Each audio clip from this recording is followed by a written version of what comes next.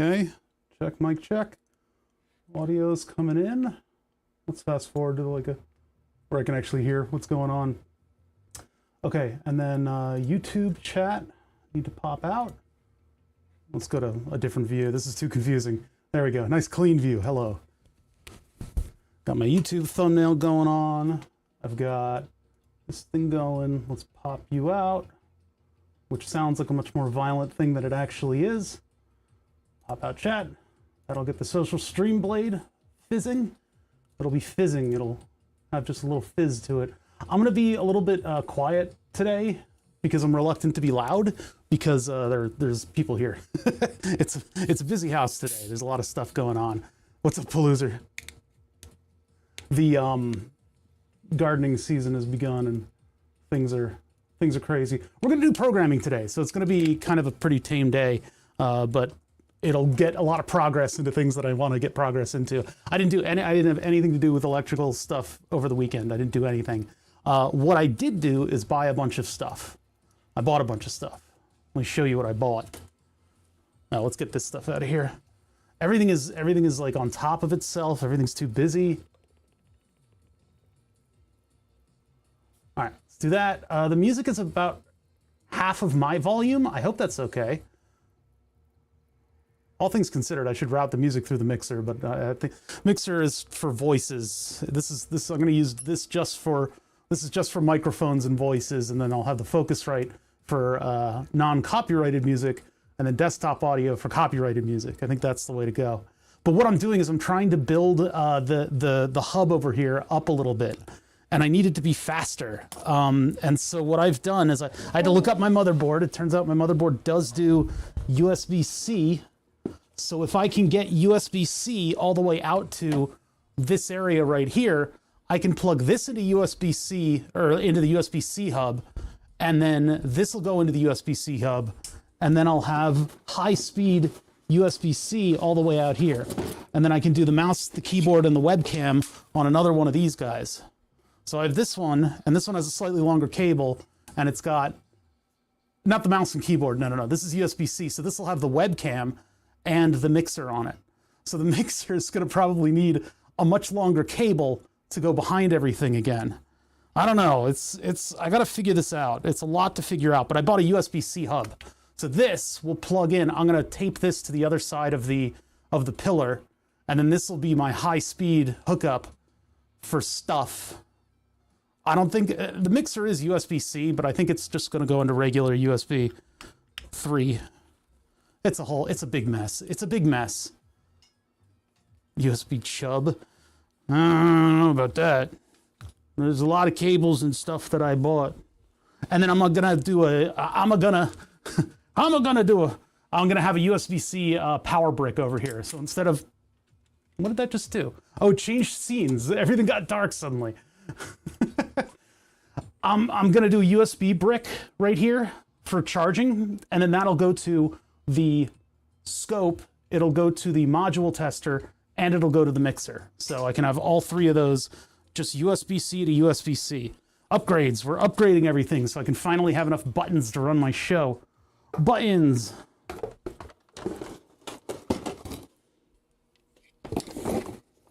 It's a big mess. It is a big mess. I would rather distribute it a little bit more. My other computer is actually just about the same. I've got USB 3 hubs plugged into other USB 3 hubs. It all needs organizing. I need to rip out all the wires and redo them all. It's been a big hassle. This one I think goes directly back to the computer because these Logitech webcams need to be far away from each other on their USB addresses. I don't know if adding the USB 3 hub is going to do anything for separation, or it might make it worse. I don't know. This was an expensive gamble because I had to buy all of these bespoke USB-C to USB-C cables. Apparently those are not cheap. I bought, for like 10 bucks, you can get 3 of those cables, but they're not that good. So if I get ones that are actually not terrible, it's probably going to be much more expensive. I don't know. How's everybody else doing? It's been a minute. I mean, it's, you know, from Did I stream on Friday? I don't remember. I think something came up one of these days and I wasn't able to stream. It's been happening too much lately, but we'll get back into the swing. We're getting back into the swing today. We're going to do some of this programming, which is fun. We've got to split our screen into segments so that I can describe what the channels are doing in the most minimalistic way possible. I need to be able to put on this tiny little screen. Oops, what's going on? Whoa, that's all messed up. What's going on there? This is messed up. Restart. Does that restart successfully? Oh no, because that's like a programming button. That's not a restart button. I can just turn it off and turn it on again. Which is fun. It's fun. No. It's fun. It's fun. It's really, really fun. Fun. So there was a thumbnail. You know that thing where they put like an image into the AI and it makes an image that's not the image. So like you can have somebody's face in the woods. You put in a picture of the woods and then you put in a picture of somebody's face. Well, there was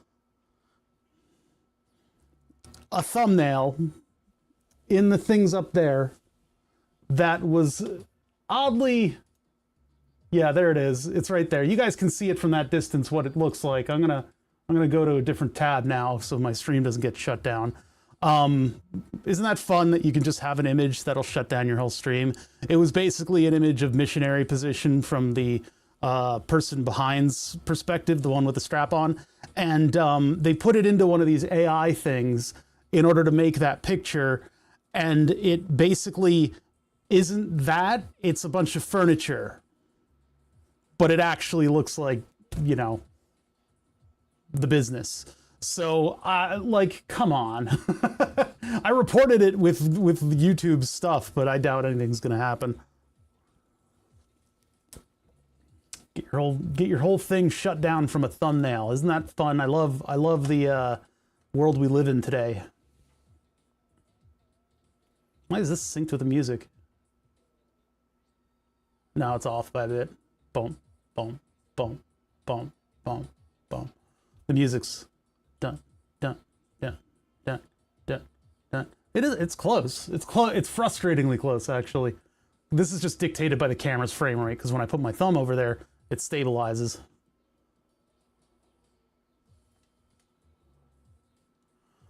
Yes, sir. Yes, sir. Here we are. We're going to do a little bit of programming. I don't know if we really need to do too complicated stuff. Basically, what I want to come out of this stream with is to have the screen blocked out. What's up, AK? I want to have the screen blocked out and describe the channels that are coming out of the thing. So basically, we have 6 portions here. We have 6 places: top and bottom, middle top, right bottom, right? And then that's these 6 channels. And if we get that, I want to have the button doing what it does right now, which is to switch 2 of the channels from one thing to the other. Are you still able to tickle that thing? If by that you mean program this, yeah, it's been going great, actually. The channel that's a little wonky, I'm not sure about. We'll eventually be able to investigate that. I got my Reddit account back. That was a weird thing that happened over the break. I actually got my Reddit account back. I think whoever hacked it was using it. I don't know. Bots do weird stuff, so it might have just been doing weird stuff in order to look like it was still active. But it's a 14-year-old Reddit account, right? It's actually just oh bother, and it's just some stupid stuff on there, and I haven't been participating in Reddit at all. But what happened is somebody hacked it and then the account got banned. And so I put in a couple requests and I don't know what they did. Something literally a year after I sent them a message, they must have like, oh, there's a wrench in here, and pulled the wrench out. And suddenly all the machinery started working again.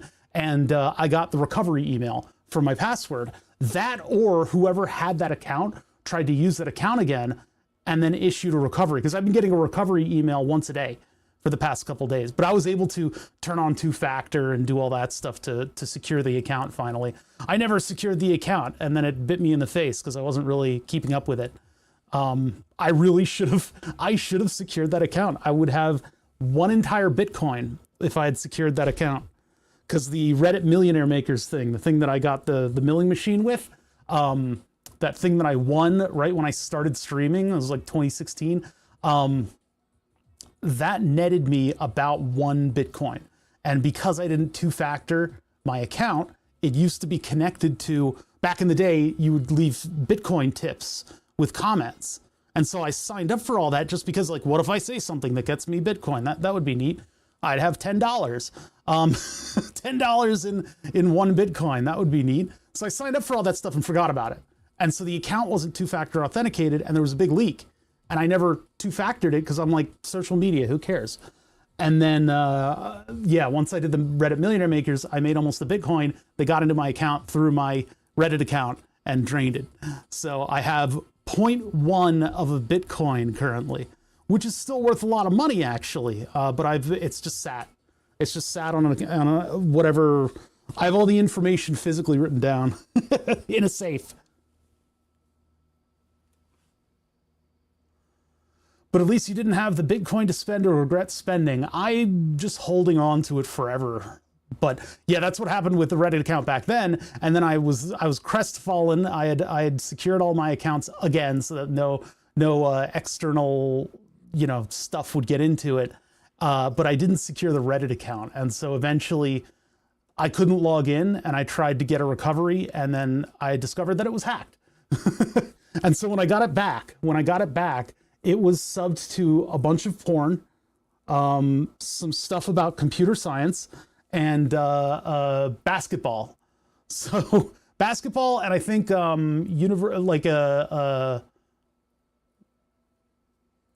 was a state college in Maryland. None of which I unless I was in a fugue state when I subscribed to that stuff. There's some of this stuff was like, yeah, hacker has their priorities. Why do they have my account though?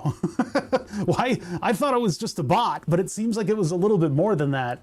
And now I'm not sure if it was me over a couple days realizing that I've been hacked a year ago, or if these are current recovery emails. Because it could be that the person who was like suspended is like, I'm gonna get back into that oh bother account, and they hackermanned and had a recovery email generated to try to break the account. But now I have all the two-factor stuff turned on, so I wish I could localize activity for a lot of things like that. It's like, you'll see charges from certain regions of China, certain regions of Pennsylvania, and if anything's out of whack, cancel it. I don't know if they really do that. Hey, Mahalo just subbed.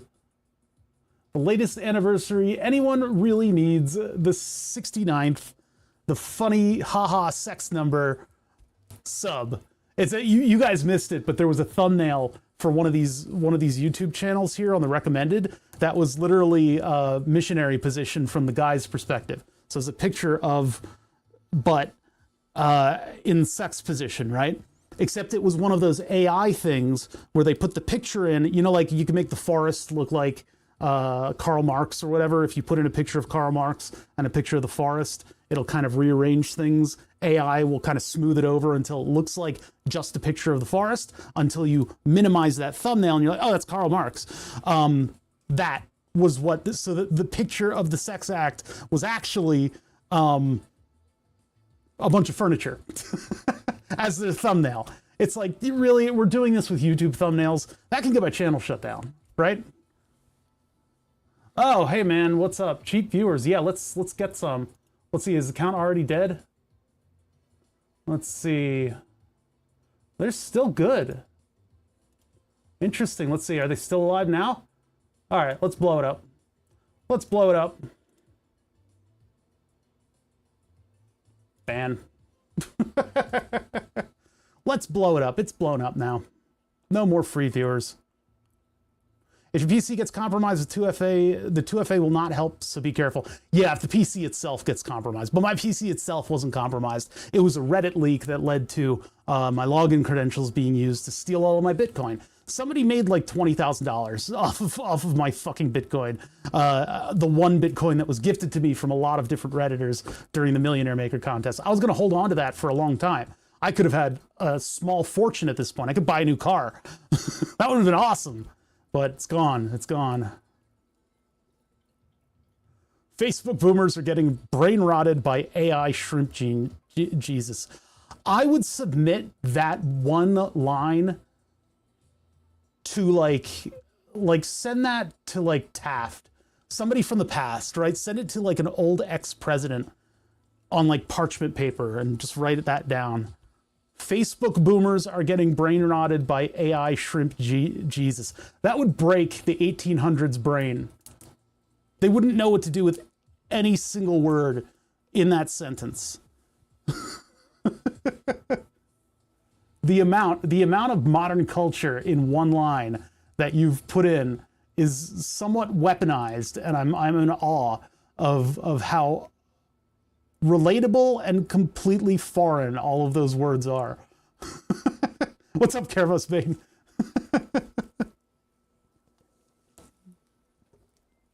Amazing. It's just amazing. So I did a thing. I did a thing over the weekend. Actually, over until yesterday. I canned my peppers with some onions and stuff. And so I made a couple sweet relishes. Technically the recipe is for a pickle relish, and I kind of pickled the peppers. So we packed a pickled pepper. This is the radioactive orange peppers. These are orange habaneros, orange bell pepper, and white onion with mustard seed and some celery seed. So these will be pretty darn good.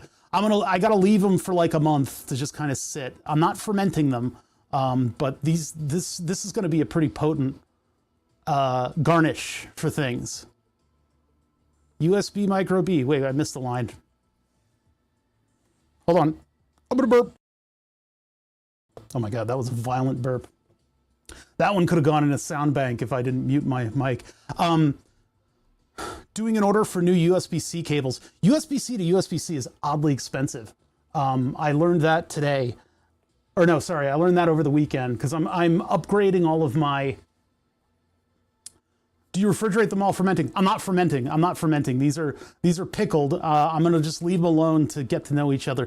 I did boil the cans, steamed the cans in order to stop any bacteriological process. One of the things that I've seen is that if you put them in the jar while they're like just after boiling, like if I very quickly transfer the stuff over and get the liquid in, you can close it, flip it, and if it's hot enough, it'll sterilize the top of the jar. But what we did is, I washed all the jars and everything to get those sanitary, and then, this is the one with sticky stuff still on the bottom, to get them sanitary, and then jarred them, and then put them in a big pot with steam for 10 minutes, and then closed them up while they're still hot. So these don't need to be refrigerated. These are good to go. They're all sterilized, and I've pulled a bunch of water out of the actual peppers by having them sit in a brine for about 3 hours. I probably should have brined them overnight. That would have been good, but I was too eager to get everything done because I only had a couple days before I had to stream again. It was like an all-day chopping chopathon, and then a half a day chopping and a half a day canning and sterilizing. C2C with all the grounds and wires. I think I've got some subpar ones in here, but what I was going to do, and I was showing this off earlier, I'm going to put a USB-C power brick. Where'd it go? Oh, it's over here. I almost got peanut butter on it. Yeah, this thing. I actually have two of these now, but I got a 200 watt USB-C power brick that's going to power this one, and the mixer. And then I'm also going to put a USB-C hub over here with the USB 3 hub. So I have 7 ports of USB 3. I'm going to have 4 ports of USB-C, and then I can run the camera, maybe the mixer because it's kind of associated with the camera and mixer on a USB-C extension. And then the C can also go to the Stream Deck XL. This is the whole reason that I'm doing all of these upgrades, is getting USB-C to the back of the desk over here, because it has all the shielding. It can handle high speed going all the way to here, so that the webcam and the Deck XL can share a hub, basically, in some degree. And then the mixer too. So it's basically my whole stream needs to go through that. I think it'll work. I'm a little reluctant. I'm a little worried about it working, but the cables are like $10. You can get one cable for $10, or you can get three kind of measly cables for $10 for this USB-C to C. And you know this thing is not going to carry the exact, the top spec. Yeah, I need it though. The problem is that I need that speed. I need that speed here because it's high bandwidth items. The audio is not that bad, and I could actually send audio over Ethernet if I want to. That gets a little bit more complicated. I wonder if this could work wirelessly. That could be a wireless. That would be kind of neat. Actually, it might be able to. I don't know how I'd get that hooked up to OBS though. Probably Bluetooth, right? But this thing has it does Wi-Fi. That's the same frequency though. Does this thing have USB? It can sync up with a phone, so I could do it that way. I wonder. I'll have to look that up. But then the webcam, the Logitech webcam, takes up a lot of USB bandwidth. It is only a USB 2.0 device, but it still takes up a ton of bandwidth. Or no, USB 1 actually. These are USB 1.0, but they take up a lot of bandwidth and they're kind of high priority. Then the well, that stuff's only power. The Stream Deck XL is kind of a little bit bandwidth heavy and power heavy. CalDigit Thunderbolt 4. Those are Apple products though, right? That's just the Apple tax. That's just Apple tax. But they are high bandwidth, so I guess they're also made very well. I mean, Apple products are not to be, don't turn your nose up at the engineering that goes into those things. They do a good job over there. Over there in California. Oh my God, my dog's going nuts at the door. I took her for a walk. She should be happy. She got to play with her friends. Today's thumbnail's a little bit weak. I gotta work on better thumbnails in the future. But they're literally what I was looking at. It's literally what's on the tin. I've done no prep work for today. I haven't touched anything electrical all weekend. I had been working on figuring out my Bluetooth. My USB connections. It turns out they're exactly 150% more complicated than what I already have, and it's going to be even more of a bird's nest over here. But I'm going to rip out a bunch of wires, unplug a bunch of stuff, hopefully get things a little bit more clean and organized. At a certain point, I feel the need to just pull everything out of my shop and put it all back in. It would be nice to do that. We should do that with the project boxes over there, because that might free up some room around here. Things have been kind of stacking on top of itself, and there's a bunch of sort of fossilized projects that are sort of in the layers of the shop, the soil layers of the shop, dating back to 2016. Recently watched a video by Adam Savage. He does a good video. I like Adam Savage. And I'm not just saying that because, you have to suck up to people who are like widely and completely uncomparably more popular than you. No, it's not just that. I seriously enjoy the kind of stuff that he does. I recently watched a video by him though, Adam Savage, cheap and 140. Oh, it's on cheap and 140 USB-C cables from Apple. Surprised at the actual construction outside the cheap to divide data speeds and recompile. Blah, that's a heady comment. There's a lot of stuff that I had to parse in there. They had an x-ray of the cables. That's pretty cool. I used to work with an x-ray microscope that could do a little like fly around of a chip. If you have a circuit and they pot it, potting is when you put epoxy all over the circuit. You make like a pot and then you pour epoxy over it, and then your circuit is like this brick of plastic, right? That's like a hard plastic. And it protects all the elements in the circuit, so you can like throw it in the ocean. But when you have a potted circuit and you have to reverse engineer it, it's hell. The thing about potting though is that it's not electrically, it doesn't electrically interfere at all. That's the whole point of it. So if you get a 3D X-ray microscope on it, you can see into it and see where all the traces are, because the traces are metal. They, you know, work differently when X-rays pass through them because they're metal.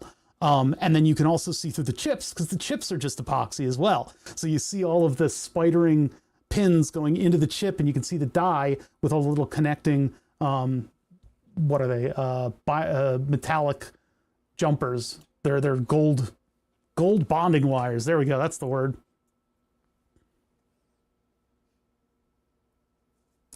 The scope is already USB-C powered. Yes, it has a USB-C connection in the back.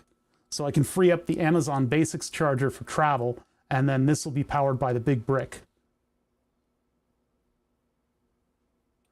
Normal circuits are already not recyclable, but potted ones are god level unrecyclable. I have had to do the archaeology on a potted circuit before, where you crack away all the layers of epoxy, and it was a through-hole circuit, so that's even more volatile, because if you're getting around a capacitor and you're trying to crack the epoxy with a screwdriver, you can just blow the thing off of the board, because you're using forces that are enough to damage a through-hole circuit. It is hell.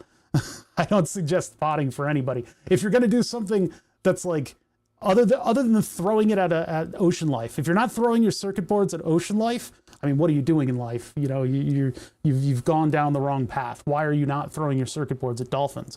Anyway, if you're doing that, then fine, pot your circuit, because it'll survive. But if you're doing anything else, conformal coating, go easy on the rest of us, right? I soaked a potted circuit in toluene for a month. Interesting. I didn't know about toluene. I assume that's one of those ones that you don't want to touch with your skin, lest you turn out like the Toxic Avenger. Let me go back up and figure out what you guys are saying.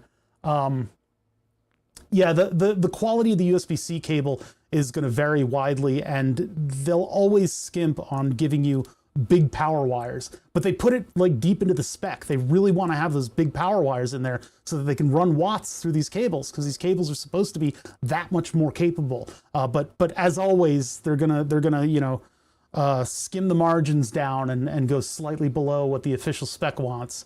Because I mean, a real good USB-C cable should be like way less flexible than a normal USB cable.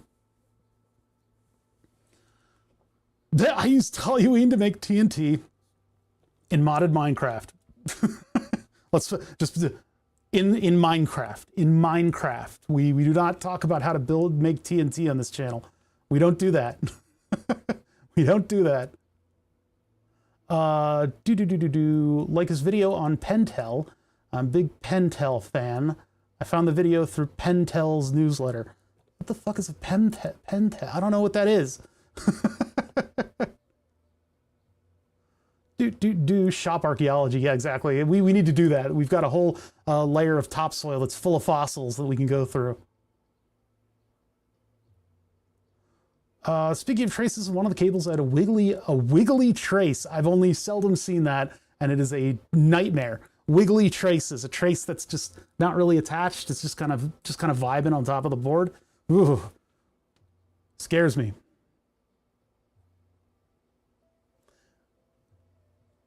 Oh, wiggly trace to make the inside traces as long as the outside, so that it keeps in sync. Oh, so what that is, and it's interesting to think about, because people like to think about circuits kind of like in Hackers the movie, where they show the circuit board and then they show a New York street with cars running along it, right? But that's not really how circuits act. Because with the circuit, and if you want to really get into it, with the whole Veritasium video, let's just find an example. Hold on, I'm just getting a circuit board that I can point to traces on. Why is that so hard for me to find? Here we go, here's a good one. So with the whole thing about traces being like streets and your electrons being like cars, you would, for instance, start somewhere and then let's go along here, my traces. We got to make a turn. Let's make a right-hand turn over to here. And people like to even think of the electrons as like going the path of least resistance. They'd be taking like an F1 racing line. So they'd come out wide into the turn and then they'd cut it just a little bit so that the apex is at the end of the turn and they only need one angle on the steering wheel. So it's a nice smooth operation, and smooth is fast. And fast gets us there sooner. So take that lowest resistance path. That's not how this works. That's not how traces work. It's a great analogy, and people love to think about it that way, and it's easy to think about, and you'll get pretty far doing that, but that's not how it works.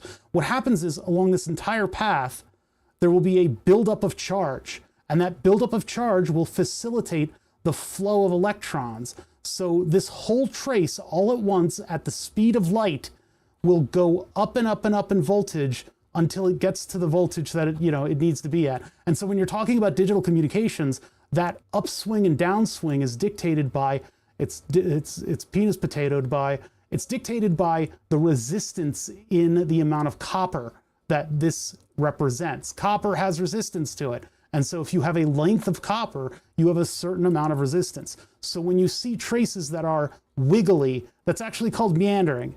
It's called meandering. The reason that you meander traces is so that they have the same resistance, not the same length, but all those equate to one another, but it's the same resistance of the traces, so that as your controller, as your microcontroller is attempting to assert a 1 or a 0 on the line, that voltage level is going up as it asserts it, right? And so across parallel lines, you get the same length of time until it reaches the threshold of assertion to whatever's listening, so that they reach that threshold at the same time. Pretty cool stuff.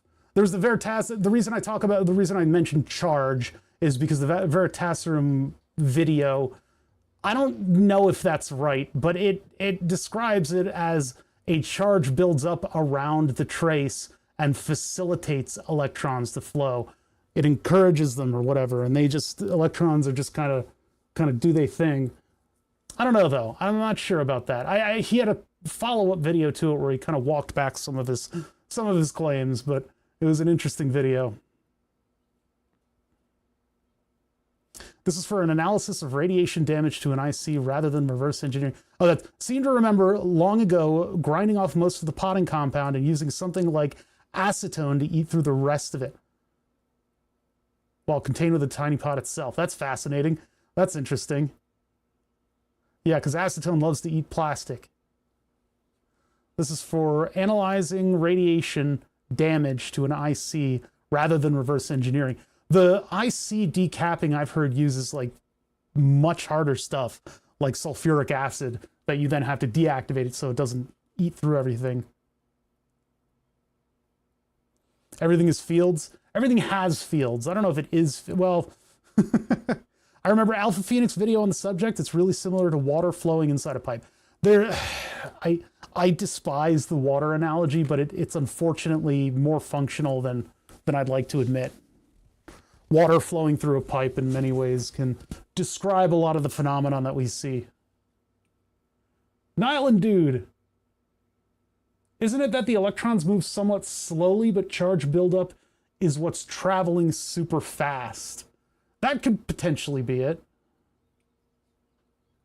Boiling sulfuric acid, it's much worse. These boiling sulfuric acid? Holy shit. I thought it boiled just by being dropped on there. The angry pixies, as they are always described. But so yeah, anyway, the reason that the traces wiggle around on some devices, let's see if we can find something that's a little bit smarter than what I've built. Because what I've built, I don't ever use meander traces. They're a pain in the butt. But if possible, we might be able to find on like a graphics card. I think I have a graphics card in here. Graphics card, show yourself. Show yourself. Show yourself. Where's that fucking thing? Where is it? What are you? Oh, you're a router. You'll definitely have. This is my old router. My old wireless router. Don't look at the codes inside of it. You guys aren't allowed to see the codes inside of the wireless router. Oh my God, it's filthy. Hold on. So if we follow any such digital line out of something, this is like a billion layer circuit board. So there's a very high likelihood of things going under the surface and us not being able to see it. We don't have meandering on this one, or it's smarter about the meandering. Yeah, I think we're dealing with a CAD program that's a lot smarter than what they used to use. This is like 2010s technology. It looks like they, yeah, just through the weirdness of the trace layout, they're able to make up for meandering. So these trace lengths just happen to be equal to one another by virtue of the path they take. Oh, look at that. That might be an antenna line because it's nice and smooth. It sounds like Dune music.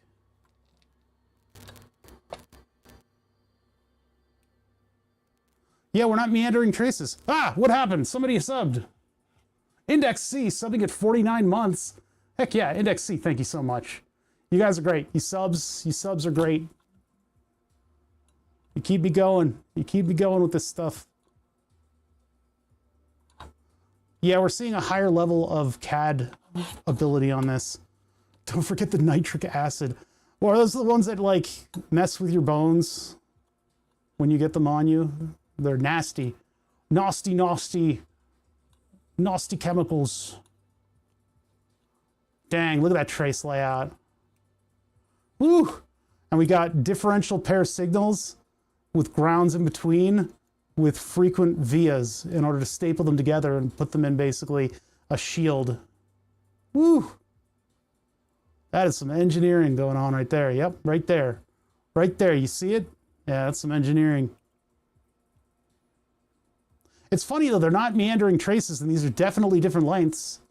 They're definitely different lengths. Craziness. Maybe they just figured they don't have to do it anymore. That's hydrofluoric, but nitric is plenty nasty. Yeah, when you get into those scary words, you just don't want to mess around. Look at these direct communication lines that are taking big curved traces around. Huh. You know, the stuff we work on, the circuit board is just artwork. We're just doing curved traces because they look clean.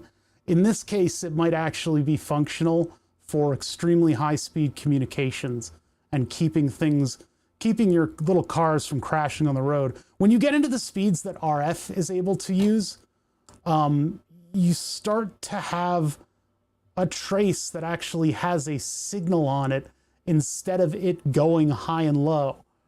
It's a weird thing. You start to get into some weird stuff. Look at how this was never implemented, but yet we still have a filter on this side. There's no filter here. They've removed the component. No, wait, there is. That's a component. So that's a resistor. This one has a little capacitor. There's a little capacitor filter on it. This one has a no component resistor, no component. And then it goes over to here, but then they didn't install any of this stuff, which would be another filter for the antenna. And then this is probably a little RF switcher. Although, no, I think it's just combining stuff. Because there's no control signal going in. We got 4 pins. Neat.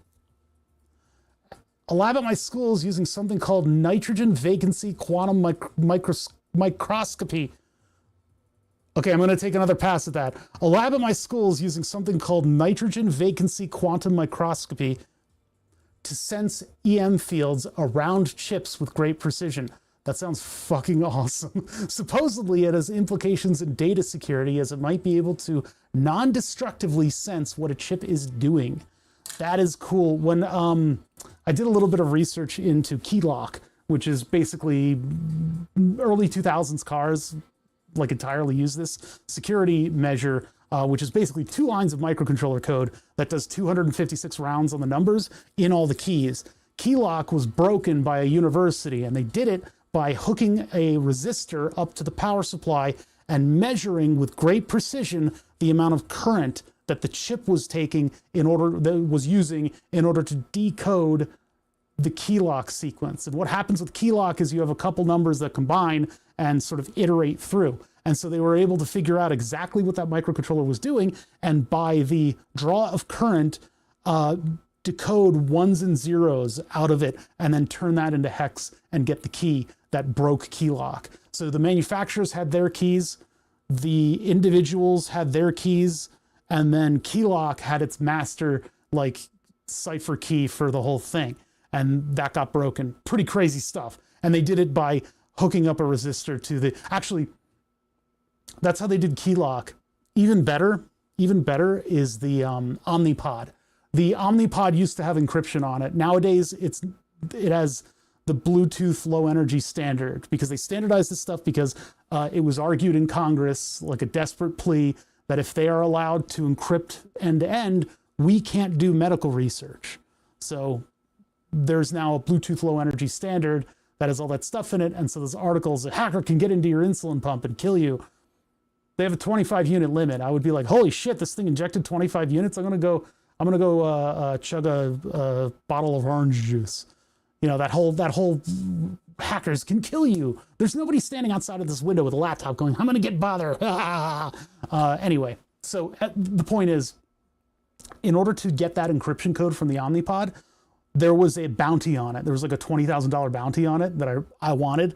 But the way that they got it was they were actually able to decap the Omnipod and look at the memory clusters, the part that was programmed, and they used a MATLAB program to look at hundreds of pictures of these things, right? And what it was able to do is physically decode ones and zeros in the blocks of memory by the positions of the transformers, robots in disguise, the transistors, the configurable transistors, one that you bake too long and suddenly they're memory devices.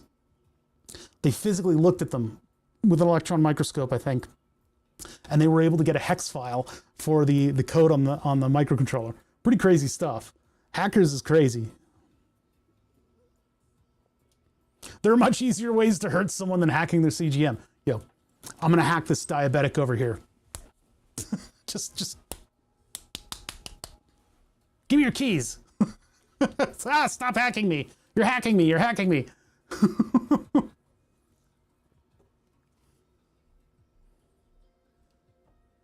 I remember that one too. We spent a bunch of time on how electricity moves inside of wires. The thing is, like, a lot of people will describe a skin effect of like power transmission in wires. And unless you're getting into RF like frequencies, it's not, the skin effect isn't really going to be a thing on the wire. I forget what it was, or high voltage, I think, is where you start getting a skin effect. At the lower voltages and the stuff that we deal with, there's no skin effect on the wire. I don't really think that's much of a thing.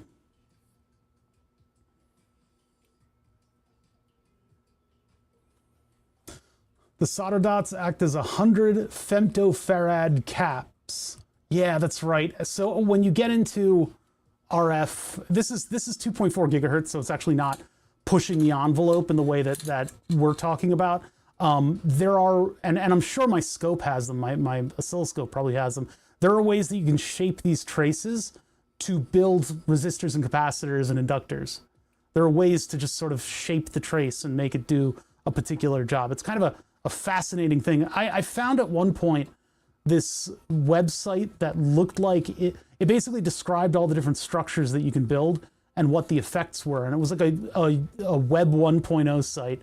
It was very rudimentary site. I don't think it exists anymore because I've tried to look for it and I haven't been able to find it. Sorry about the dog hair. We're just kind of looking at perusing the traces on this thing and talking about sort of the higher technology methods of trace routing, where you put big grounds in between your differential pairs so that you can knock out common mode noise on the two lines. Differential is one of the best ways to get high-speed data from chip to chip. It's also a little bit more complicated, but you know, you can do a lot of cool stuff with it. But it looks like, I mean, like they're not, look at that one right there. This one right here. It's, I guess it's not is it a differential pair? We've got two lines that are going into the RF can, two lines that are right next to each other, but then bleh, what are we doing here? What is, do we need that via? Oh yeah, so that's this one. Okay, so we're dropping this one to another layer. This one goes up and around it, and there's no repercussion for that. We're not meandering the other trace at all. I feel like there's higher order trace calculations going on here. I feel like the software is probably really good that they designed this board with. Crazy Town. That's just what we call this right here. This Crazy Town. No, it's not. That's not an official term. That's not an official term. I'm making stuff up. Crazy stuff though. A lot of ferrite beads. Magical runes in copper. No, that's the circuit. That's the schematic diagram. Those are magical runes. Everywhere there's an antenna connection, we have this branch, this 3 antenna branch. Huh. I wonder why. But they didn't give us connectors. This is my old router. This is my old Netgear. I don't know who made this. There's probably a thing in the corner somewhere. This is why I had to replace it, because this broke. It's not latching anymore. All this technology, all of it. Okay, we go to a blank one. All this technology, all this Broadcom stuff, and the clocks and resistors, and the little memory storage things, and the PLCs, and the RF chips that are bleeding edge and roaring away, and they're all rendered useless by this. All these ramparts fall to the beat of a switch that refused to swatch. Would you switch already, you little bastard?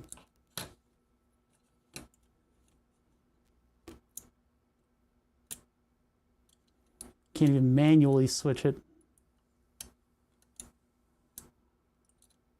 It's supposed to stick in. Ah, it's so broken. But anyway, yeah, this is what tanked the whole thing, is just a bad switch. It was also getting old.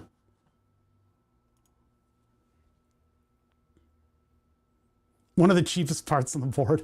I guess I could have replaced it. I suppose. These are fascinating. Board level SMA, but then it has a wire to a plug. They didn't want to route an RF trace all the way over to this, and they wanted to have their plugs on the edge. Huh. You know, it's not like I was sitting there flipping the switch all the time. This thing was just on for extreme amounts of time. I think it's just a kind of a bad switch. What they really should have had is a tactile button. Yeah, there are some good parts on this board. You know, one day we'll be doing something RF, and I'll wanna grab stuff off of it. One of the best things on the board, though, are these tantalum capacitors. These guys right here. I think they're fairly low voltage, though. I think they're 5 volts. So I don't know if they'll come in handy on synthesizer stuff. The optical isolators, maybe. Those are a little bit small for my taste. But they might work. We might be able to get them onto something. Other than that, the resistors are too small for value labels. Not like I'm going to be taking the memory off of this thing. The RF connectors are pretty good. Oh, there is a tactile button. Beep. Guess what part isn't broken? This tactile button. I don't know, like, do we ever do stuff with antenna mixing? I don't think so. Yeah, the RF connectors, I think, are the most valuable part, the most universal part. I have a bunch of RF connectors, though. I don't think I have SMA to the, whatever this is called, that board level RF connector.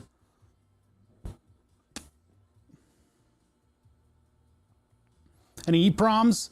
I think that's a power supply. That definitely looks like a power supply. I don't think they're using... Well, actually, you know what? Over here, that might be an EEPROM. This might be an I2C EEPROM. That... Is that a voltage reference source? That might be what that is. Oh, it has a clock. No, that's some other thing.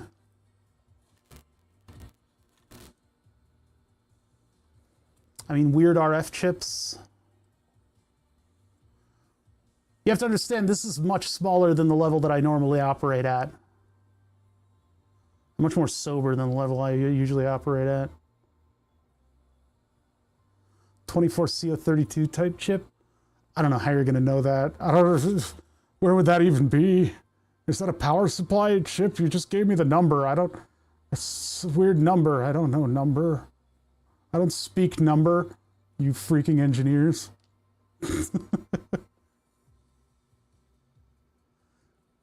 Oh, an SOP8 EEPROM. I don't know. I think this is the only SO-sized part on the whole board. Let's back away a little bit and take a look. We're just chewing the fat right now before we actually start working on stuff.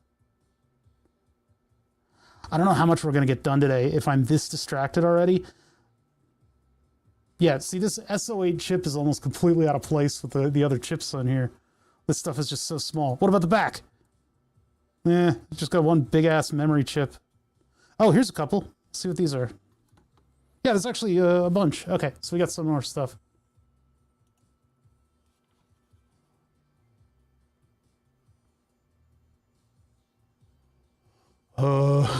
What is that number? That's not the right number. These might be, but they might also just be power, but they're all surrounding where a chip is on the other side. It's possible. These might be...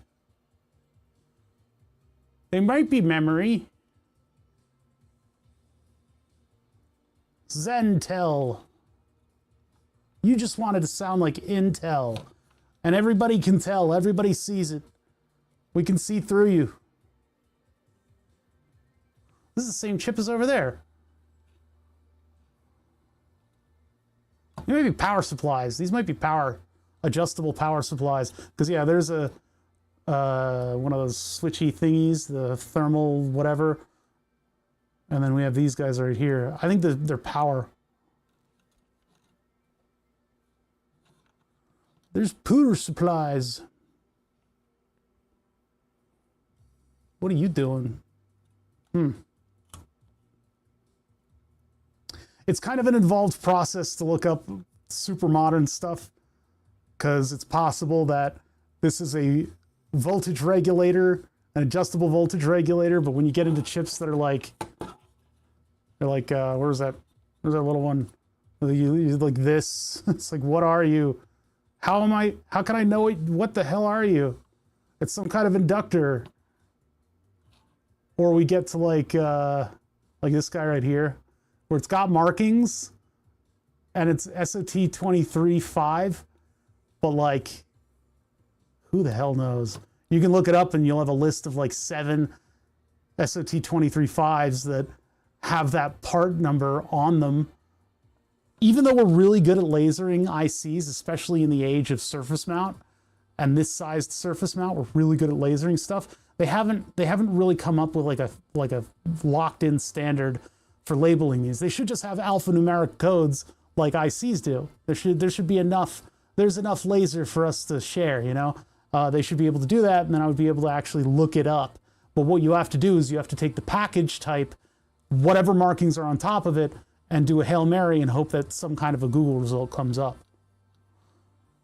And those days are starting to become numbered because of just the shittiness of Google these days. With the ICs, you can at least look it up, and if you're lucky, they published a data sheet. But if you're unlucky, they may have a deal with the manufacturer, or the manufacturer has access to information from the company that they're not necessarily making public. This is what happens when you find like military hardware. It's what happens when you find high-end hardware like a router that's being produced in the millions. They know they're going to make their sales. They can deal directly with the company and make a big purchase for stuff, and then there's not widespread information about what all the ICs are doing. It's frustrating because we like to reverse engineer here. We like to repair aside, just general level reverse engineering to try to figure out what's on the minds of the engineers as they build something. That's why we do the teardowns so often, or at least why we used to.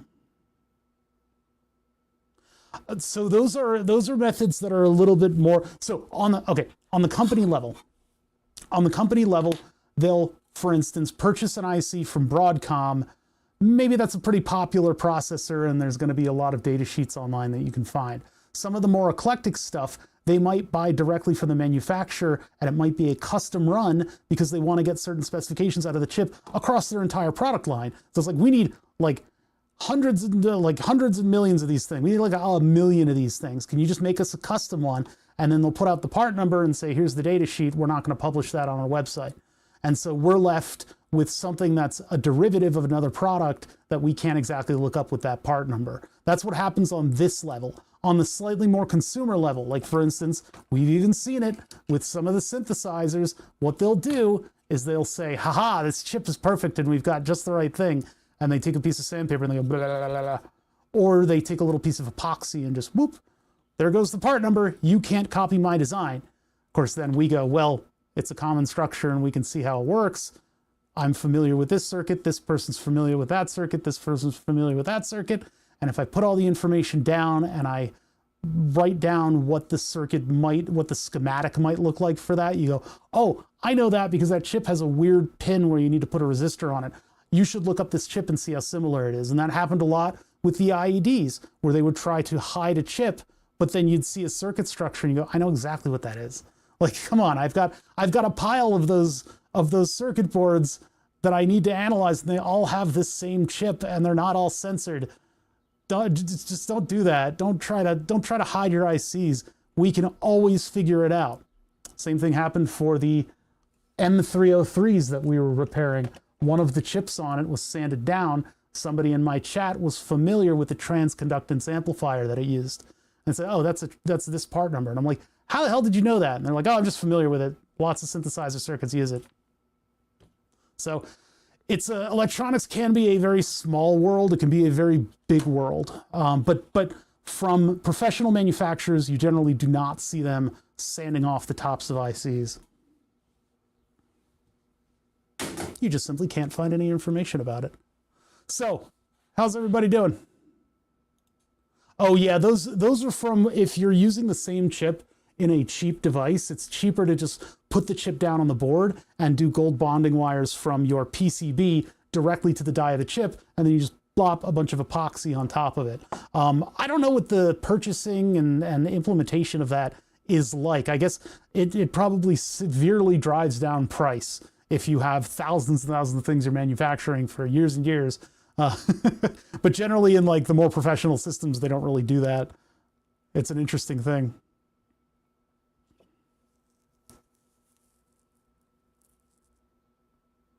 I don't know about styrene, but apparently like acetone can soften up those epoxies. I've never seen it though. My experience with acetone has been that it ruins consumer plastics. It doesn't touch epoxies, and I can use it to clean flux off of PCBs. That's my interaction with acetone. But I guess if you leave it for an extended amount of time, it kind of gets into the mirrors of the polymer and loosens them up a little bit. You can use a blowtorch to melt it and tweezer the die out. My concern with doing that, if you were going to try to decap one of those chip on board circuits, is that those gold bonding wires are very fragile. So if you do that, you can get the die out, and if you're, I don't know, some kind of a super galaxy brain glowy weirdo, you could probably look at the chip and go, I know this chip, I know this silicon layout. They used to have that in all the data sheets. They would show you what the layout looked like. But I mean, generally, like, how do you know? Generally, epoxy doesn't melt. Yeah, it's not solder. I didn't do anything with electronics over the weekend. I preserved peppers from the garden that had been in the freezer for a year. They had been there for a year. It was finally time to do something with it, and it was a whole production, and it took 2 days, and I've now got sweet pickles made out of all these peppers. This is the kill you sauce. This is orange habanero with orange peppers and yellow pepper with mustard seed and celery seed and what is it? Lots of sugar, and cider vinegar. Yeah. So a whole process. These are all preserved. They don't need to be refrigerated. Needs a few triads. Yeah, the decapping an IC, I don't think I've ever seen it using. Oh, you're saying the stuff on which ICs? Sorry, I missed your previous comment. Unreadable tiny colored stripes. I hate resistor color coding. I hate it. I hate it. I memorized it for the test and then I forgot about it again. And I've worked with this with resistors that are through hole for ages and ages. I refuse to memorize it. I don't like it. I like canning. Yeah, this is pretty awesome. These are going to be sweet peppers.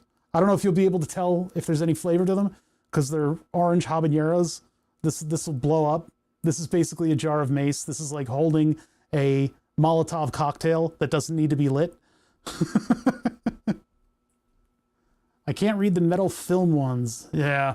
The worst is the color coding on capacitors because it's so old that it's faded by now, almost universally. So you're almost never going to be able to look them up very accurately. Capacitors are another thing where they kind of dropped into the realm of codes instead of numbers. Resistors are the shining example of what electronics could be this day and age if people just locked in a little bit. You just got to just lock in. Basically, with resistors nowadays, you have these chip resistors that have a solder pad on either side. It's a square. It's not going to roll off the desk. You solder it down, and if it's the right size, which is down to 0603, anything below 0603 is a mental disorder. Because it looks like its larger brethren, except that your tweezers are so much larger, and every tiny movement, even your heartbeat, is conspiring to make it so that you cannot solder the little bastard. They don't have labels on them. When you get to 0603, 0805, 020, whatever, those are describing the length and width in mil, which is an English measurement. Why are electronics like this? Mil is an English measurement, as in inches, feet, furlongs. I don't know. Metric is so much better. I wish our parents hadn't fucking squandered that one. I don't like these new measurements that are on my speedometer. I'm not going to do anything with them. Come on, 70s. Get with the program. Lock in a little bit. Do something that's beneficial for once. So anyway, we have English measurements on our circuit boards, and the 0603, 0204, that's tiny. That describes the length and width of the resistor. The cool thing about resistors now, though, in surface mount, and again, surface mount, like, don't fear surface mount. It's very easy to solder stuff on the surface of a circuit board. It's actually quite preferable, if you ask me, to the degree where I actually, instead of installing through-hole devices, I will default to surface mounts just because I have them. And the cool thing about the resistors when you use surface mount is that instead of having color bands on it, it literally just has the value written on it. And this is a whole advocacy thing that I right to repair, right to having clear designs on things, trying not to obfuscate, because really, you're not going to keep people from copying or knowing your design. You're just going to annoy them as they do that, right? So just give in. It's fine. Ghost and Reapers. I've wanted to... Wait, why did it go green? What was green signifying? We still need to do the API for that light so that I have a more universal indicator. What was the green light for? Ah, I got to log back into this thing. One sec. I'm going to get up with my alerts. Don't worry. We had Index C for 49 months. We had Mahalo for 69 months. Yeah, and that was today. Which did I hook up to green? Green was a redemption of some type. Solid Electronics, 28 months. It looks like 2B from 28 months. Thank you so much, Solid Electronics. Yeah, we're talking about resistor. Resistors should indeed have the value printed on it. I have some made in the 90s where they did exactly that. What, like through holes where they just print the value on it? That's pretty nice. Sorry for the hiccup. I bought 0603 resistor networks. I have no idea how I will solder them. Very carefully and with flux. Flux helps with those little guys. Yeah, 69 is a lot of months. 28 is a lot of months. I really appreciate the ongoing support that you guys have to my channel. I didn't ask for it. I literally did. I actually did ask for it. Anyway, so why... I'm growing Ghost and Carolina Reapers. Did a run last year. I really like ghost peppers. I think I should grow ghost peppers next year. They are supremely spicy, and in the home garden form, they will probably be deadly. Those home garden peppers. I had one fresh off the vine. It was one of the orange ones from the thing I was just holding. One of the orange ones fresh off the vine. And I sat there with a cutting board and I cut a little slice of it and went, these are the bell peppers. Crunch. That ruined me for like an hour or two. I was out. Habanero does not leave, and it hurts quite a bit.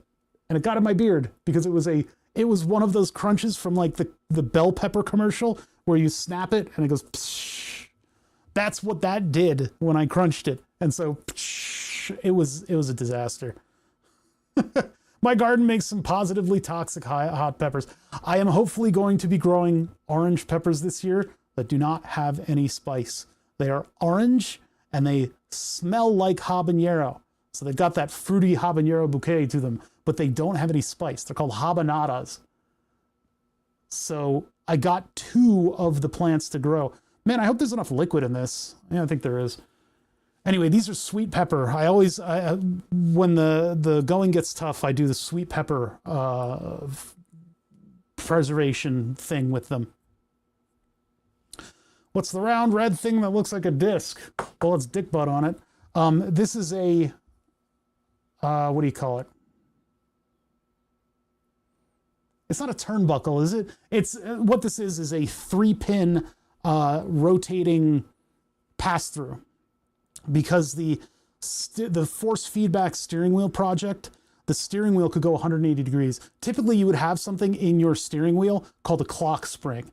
The clock spring is a flexible PCB with like 4 lines on it or 5, and sometimes there's more. It basically wraps around in one direction and then doubles back and wraps around in the other, so that when you turn the wheel, it'll lay down the wire on one end or the other, right? And it has a certain number of turns before it stops. It's got a little plastic stop. And then the steering wheel would actually stop because of the stuff, your wheels can't go 360 degrees, right? So there'd be some kind of a rubber bump that your wheel would hit. And there's also a plastic bump that keeps the clock spring from turning infinitely. And so you have that on your car. The force feedback steering wheel has a servo. It doesn't have like a steering rack. So the servo can go 360 billion degrees. It can just keep spinning. So in order to preserve that, we put all of the steering wheel buttons on a digital signal line. It's called the LIN bus. It's what the steering wheel spoke that language anyway, because I didn't want to have to recharge a wireless steering wheel.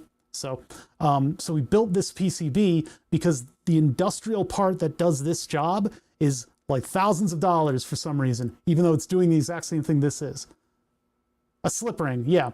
And so we built our own slip ring with $5 PCBs and some wiper parts inside. So that's what's on the steering wheel project. That means that the steering wheel can spin and spin and spin. And then when I turn it on, it has virtual bump stops for the wheel. But when I'm moving the wheel around, I don't want to have to make sure that I'm not going to break a clock spring. All right, what are we doing today? Well, okay, so we've got the synthesizer stuff that we're working on, right? I guess stream is starting now because I ran out of music. Stream is starting because I ran out of music and I need to get stuff done, and I haven't worked on anything all weekend, so I'm not ahead in any of the projects that you see on stream. Let me turn on the oscilloscope too. We'll maybe need it a little bit later on.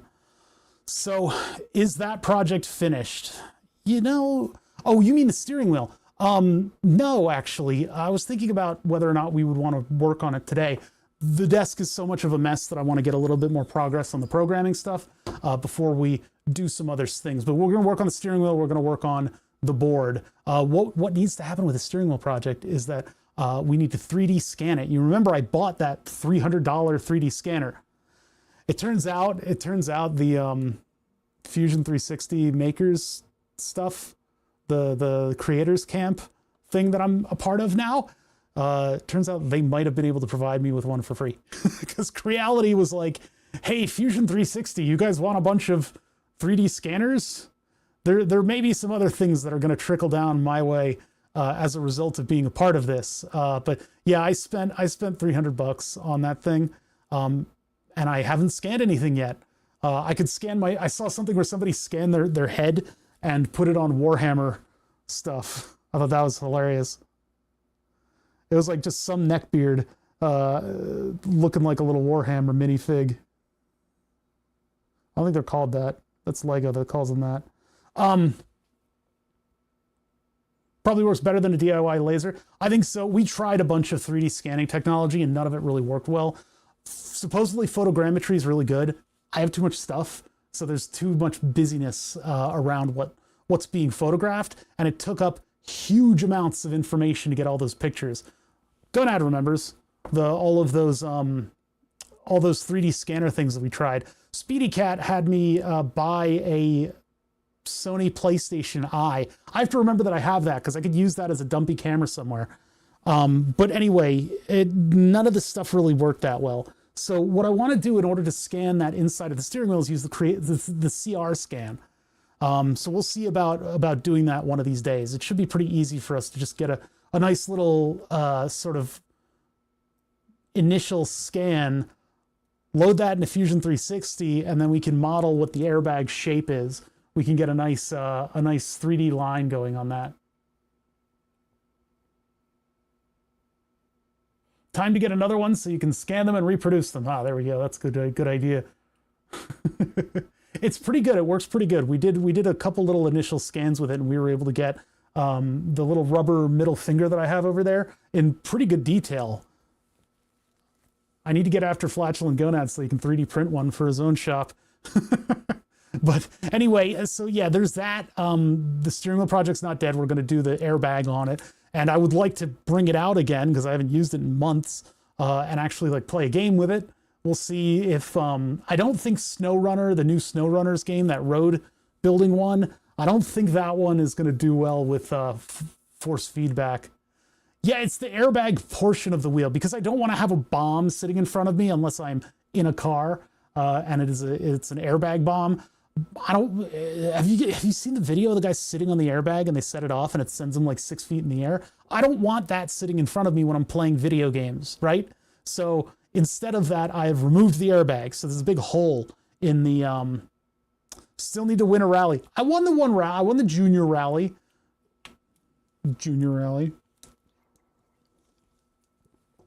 The big rally, I do not know how I'm going to be able to win that. It's going to take like superhuman. Oh God. Junior rally doesn't count. You shut your mouth. Yes, it does. It counts perfectly well. It's just a warm up. No, it's not. It was very difficult.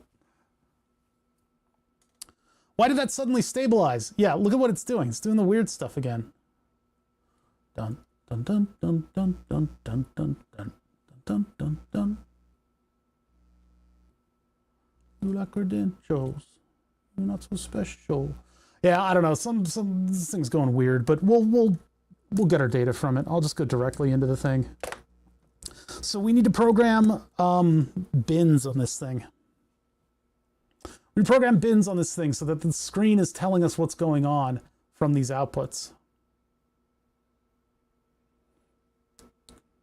What are you is that the stuff they use to keep it from sticking? Is the module tester a module itself? It will be. For right now, it's not. It's just kind of this proto board was just the right size to be clamped down by the bolts of the module, testing module. This will become a module eventually, though. For right now, it is like this. I would like to eventually build a circuit board for it, but there's a lot of features to it, and so we need to kind of slowly work our way into them. This is my module testing module. It's got a USB-C power supply with a switch that's right up front where I can get to it.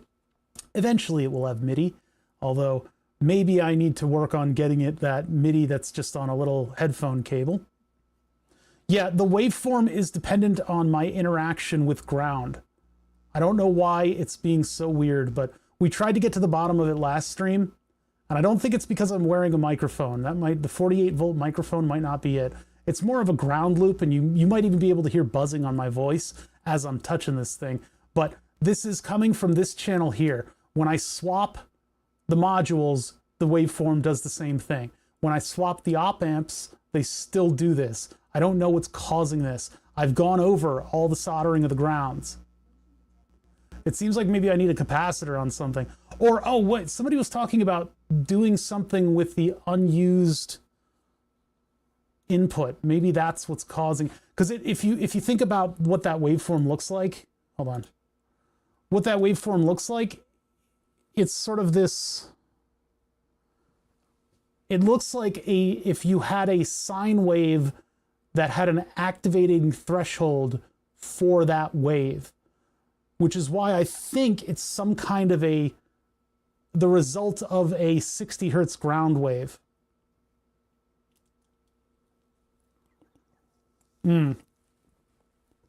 These would be airbags from the year, actually, I think from the 2010s. The other one would be from the late 90s, so that would probably have it in there. I've got the airbag detonators sitting in an ammo can over there. Surely the news will report about them when I get arrested. But yeah, this looks like if a sine wave was activating and deactivating the chip, and it only happens in this one. The other ones are able to fully put out. Worth getting rid of those, they're nasty things. But I just throw them out and hope for the best. And call a bomb squad in, they're bored.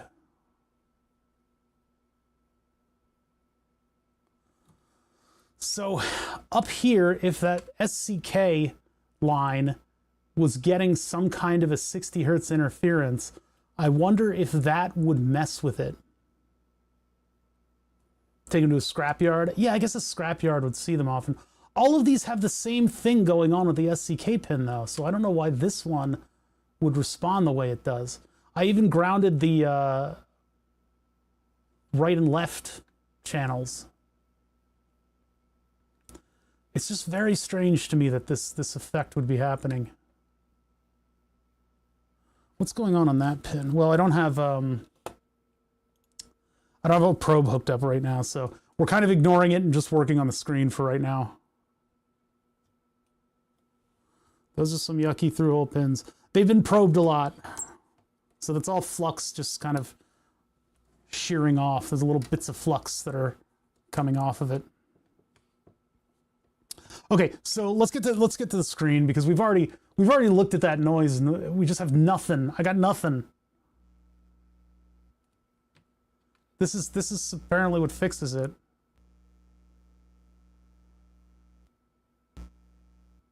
I don't know. I just don't know.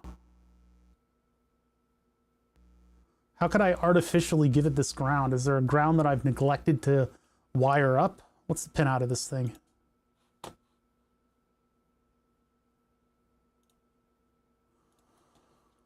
Teensy 4.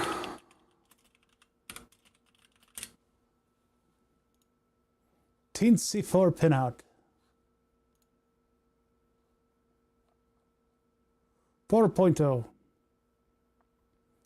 Where we have 1 ground, 2 ground, but we're not using those pins. That's it.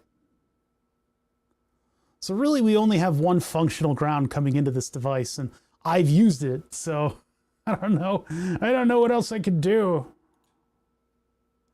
Yeah, I understand about the buzzing. Yes, there is a ground loop because the mixer is coming off of a power supply that's separate from, but it should all still have the same grounds. But going into the 48 volt stuff all the way out to me, there's a long length of cable, so the grounds are sort of different from one another.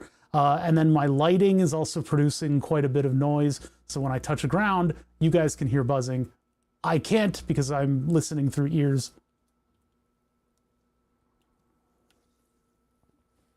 Unused neighboring analog input channels. Possibly. I mean, that's essentially what I'm doing with this, right? Only I'm giving it a buzz.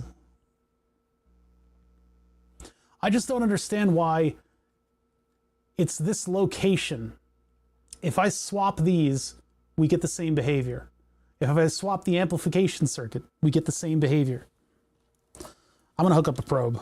I'm going to hook up a probe. This will be the red channel. Oh my God.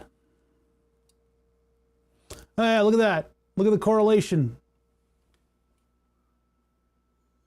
And that's just noise. That's just hooked up to nothing.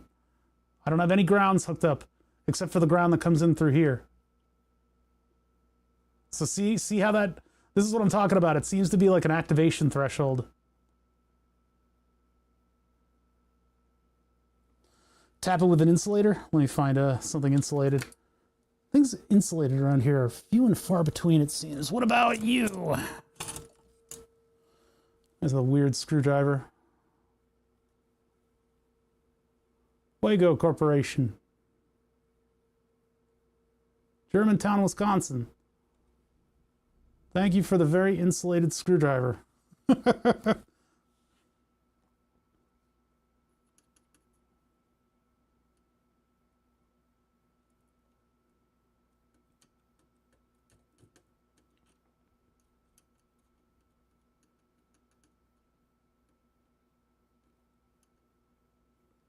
Something temporarily fixed it.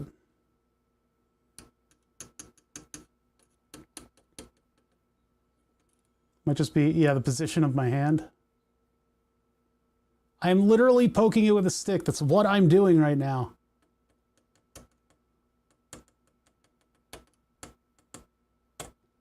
Well, that scared it for a second.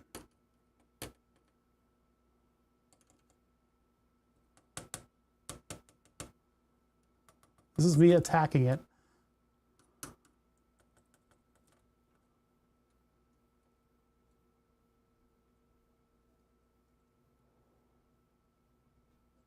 Nah, yeah, insulated does nothing. It's not a loose connection. Check down here. You can see though on the overlay that when the signal goes high, when it goes up here, that activates it, and when it goes low, it's deactivated. So once it crosses 0, it's essentially a 0 until it goes high again.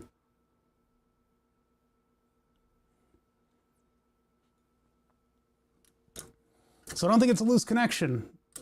Because look.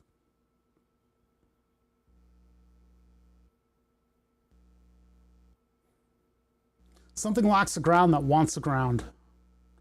Or, no, common mode noise, it doesn't make sense.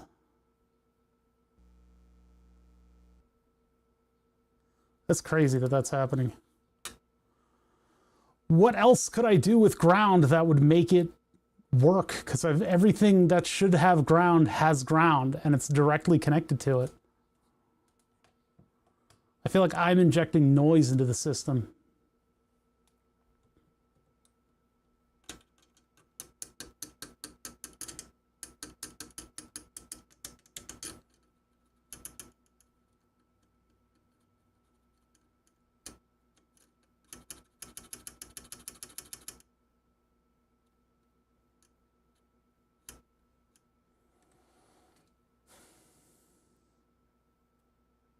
Tap it with the cathode end of the big persuader.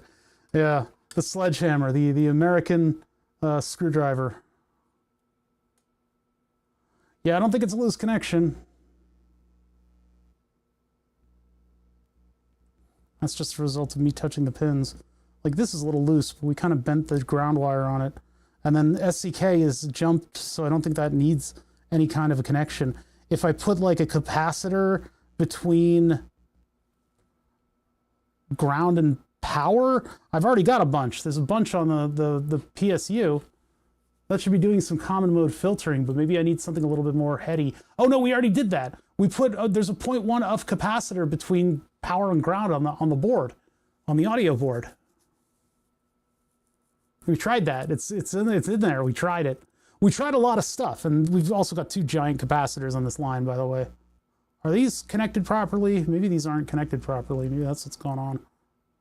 No, they should be fine. They're both going to ground. They're basically between -12 and ground and +12 and ground. Jiggle the cables out back. Are you loose? No. Yeah, like nothing I try is like really working here. And it's only this channel, by the way. This is the only channel that does this. Oh, I smacked the milliamp meters and it stabilized. Are people hearing a hiss or something? As I don't hear anything. Look, there's a thing about these streamers that have like high quality audio stuff, is that what they don't realize is that this is getting a severe quality degradation as it goes through Twitch, right? So like, I'll put on decent headphones, listen to the mix coming out of this thing and go, oh my God, they can all hear my fan. I can hear my fan. I can definitely hear the fan through all this. There's a fan sitting behind me. It's making noise. You guys probably can't hear it because this thing doesn't, this thing is way higher quality. Headphone users, I would love for you to chime in, but there is apparently a sound that is being produced when I touch this ground. And that is sort of the difference, but you're looking at the waveform right there. That's what you're hearing. Not the sine wave, it's the red one is what you're hearing. The red one is being produced by my literally just plugging this probe in. That's all that's producing this, and it's on the millivolt scale. But for some reason it's enough to kind of discombobulate the whole system. Oh, put the probe hat off and it stabilized. There's also, that's what ground looks like? Holy shit.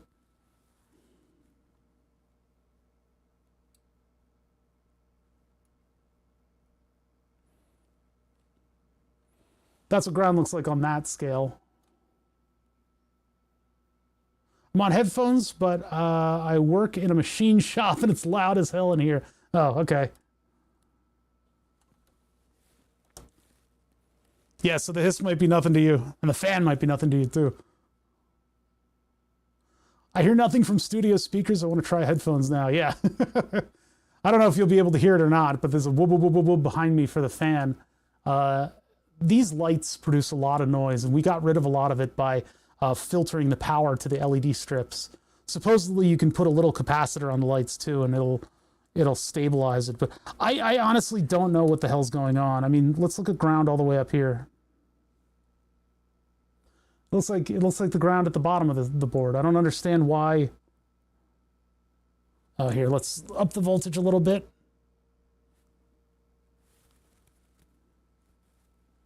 That's our clock. That's our data. Left, right clock. That's this one. Ground. Looking a little noisy. VN.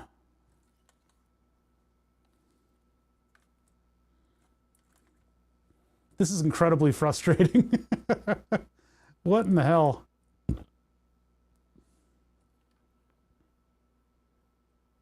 The pitched sound almost sounds like a vacuum, really.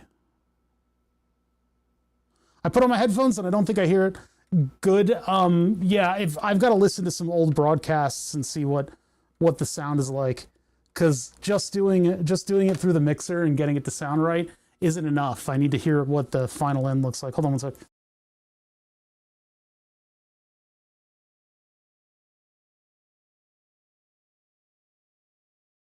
Okay, let's get back to the screen, because this is just so frustrating and it's not going anywhere. I don't know what's going on with this. Let me check what my glucose level's doing. I feel funny. That's fine. It'll come back down. I had French fries with lunch. That was a bad idea. Okay, so programming wise, we have this TNC 4.0 and we have one of these screens. No, not you. That was my computer question to find out if I had USB-C, a USB-C plug in the back.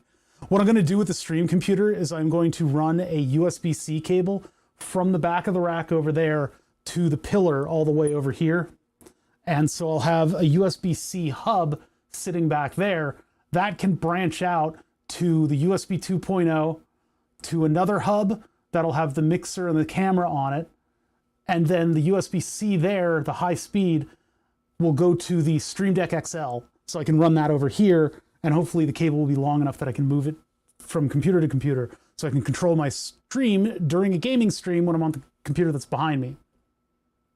It's a whole thing. I'm just trying to get the high speed and the power all the way out to here.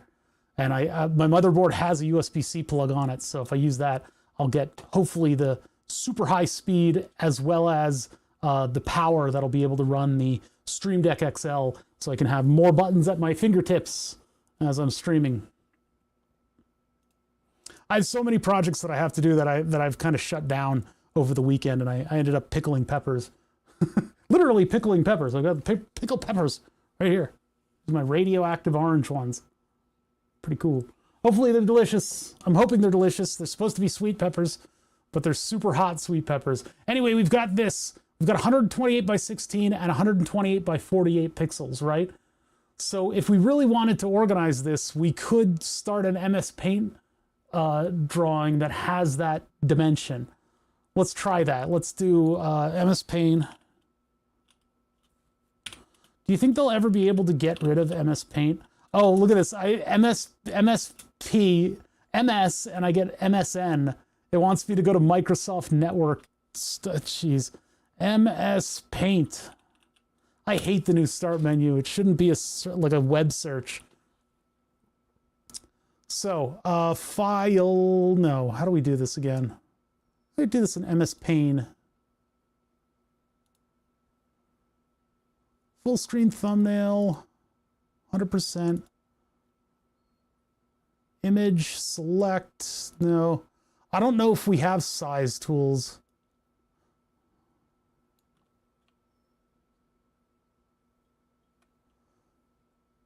Oh, resize, there we go. Sorry. Pixels. 128 by, what is it, 16 plus 48, is that right?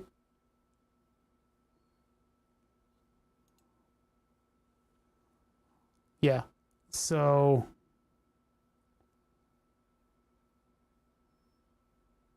Bleh. 128 by 64, duh, I should have known that. I should have known that.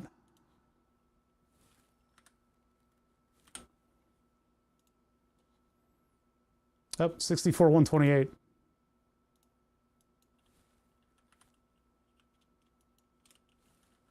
Why is it changing both sides? Oh.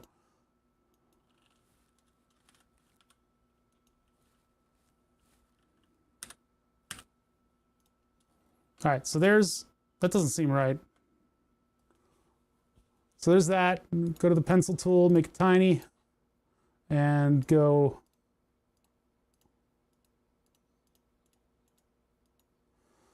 1, 2, 3, 4, 5, 6, 7, 8, 9, 10, 11, 12,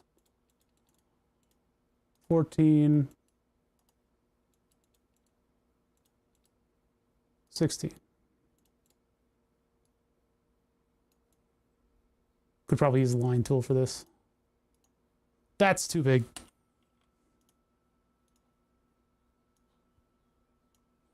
Okay. No, the MS Paint line tool with the dots on the two ends, where you have to like click somewhere else to activate it, is very annoying. So we've got our upper deck and our lower deck for this stuff.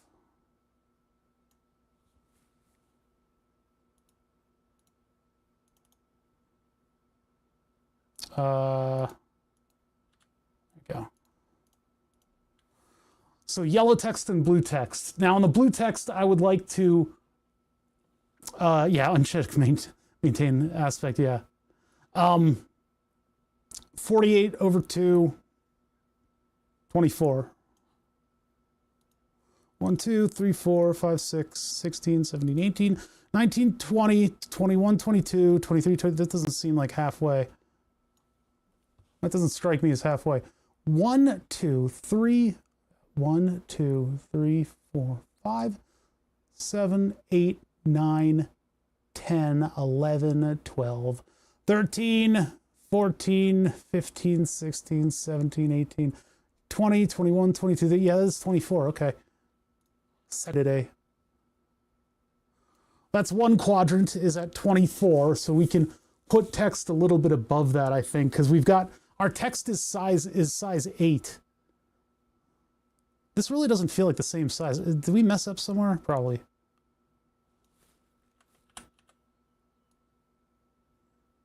Oh my God, it's real.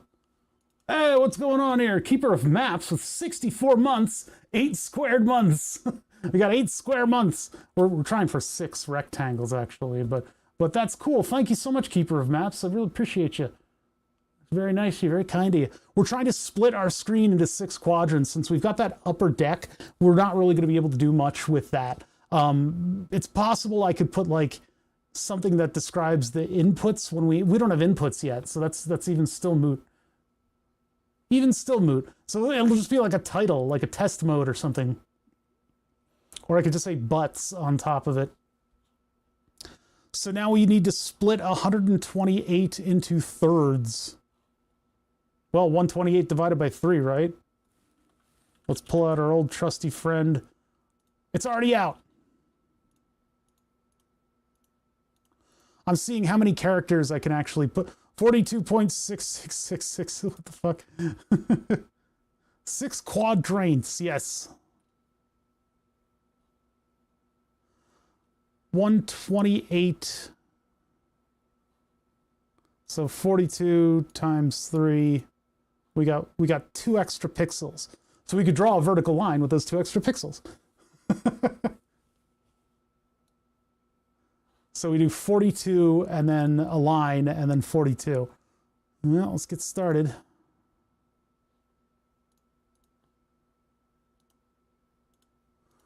Two, 4, 6, 8, 10, 12, 14, 16, 18, 20, 22, 24, 26, 28, 30, 32, 4, 6, 8, 42, 4, 6,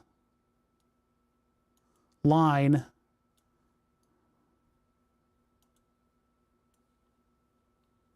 and then the same distance again. This is just easier for me to do this way.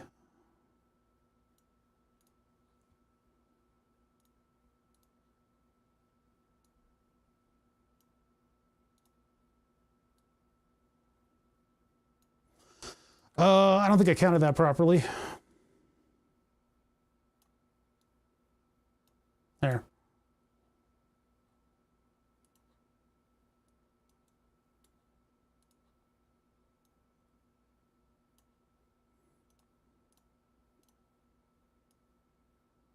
That don't strike me as even.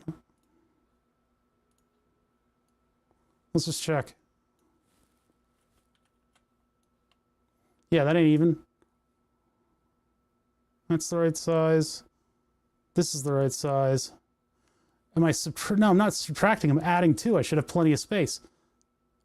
Double check. 128 by 64. 120, oh, yeah, 128, oh, divided by 3, 42, and then I have 2 extra pixels. So I counted wrong.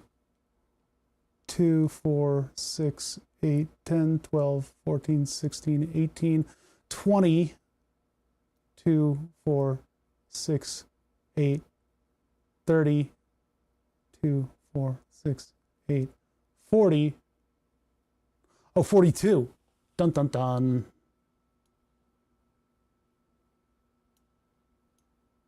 45, 44, 43, 42.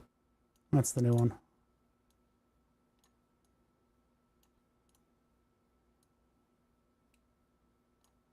45, 44, 43, 42. There. So now they're even. So just double check. This is all just so that I can know how many characters I actually have in the space that I'm going for. Yep, that's the size. Okay.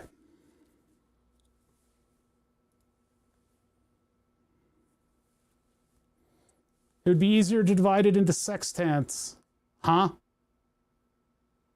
Oh, you're just making jokes. Okay, so each of our characters is 6 by 8 in lowercase. Uppercase are 8 by 8, I believe. So we do 1, 2, 3, 4, 5, 6 would be the height of our character. I know, 8. Let's just make something.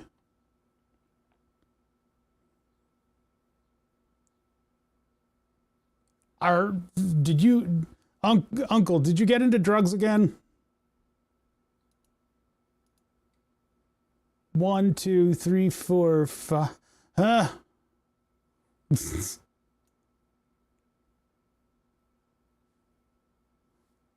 Good question. 1, 2, 3, 4, 5, 6, 7, 8.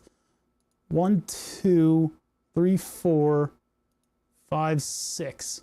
It's like, ugh. It's hard to do like this. 1, 2, 3, 4, 5, 6, 7, 8. And then it's 1, 2, 3, 4, 5, 6. That's one character height. How many of them we got?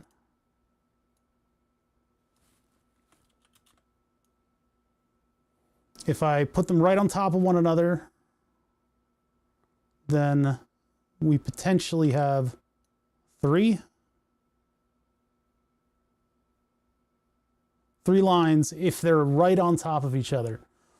If not, if I want to give them a little bit of breathing room, but then if I do them right on top of each other, that means that I can have as much information as possible, which, well, I don't know if I necessarily need all that much. I don't know if I need all that much. We have 2 lines up here, basically 2 lines of text that are spaced out. So we can put a lot of information on this little screen, huh? But I think what I'm going to do is I'm going to do 6 bins, and it'll say, do I need to do 3 lines or can I get away with 2 lines? I think I can get away with 2 lines. I think I can say, because there's not a terrible amount of information, and I can say like +10, -10. I can say like sine, +10, -10 for the amplitude. Well, actually, no, sine and then frequency, because it'll just be a full amplitude sine wave, because that's what you need for testing. So with 2 lines, it would be like, how do we space that out? Do like 2 from the top, and I do actually want to draw the lines in too. So we're gonna have to do a lot of counting today in order to in order to get all this stuff on. I know how to produce text, but I don't know if I know how to draw a line. So what is it? Screen setup. We're going to make a function that does that. So we'll do void screen set. Yeah, it'll just be nothing. And then what it'll do is put down a bunch of stuff. So we'll need like a lookup table for modes. I don't have any modes right now, so I'm just going to put something in the center of the screen. We'll just put 1 line on there.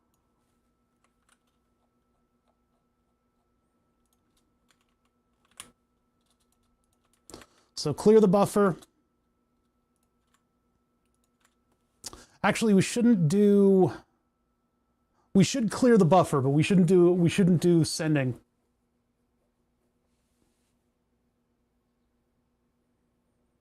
Primate biscuits, what's that now? Is that a new thing? That's a new thing I never heard of. I found a new thing that should get me jacket and stacks. What? They make collagen and nitrosamine supplements for horses. Oh no. Oh, people are taking horse supplements because they think they're... I'm built like a horse. That's why I need these. I have not heard of the primate biscuits. Is this some kind of a collecting of the gems?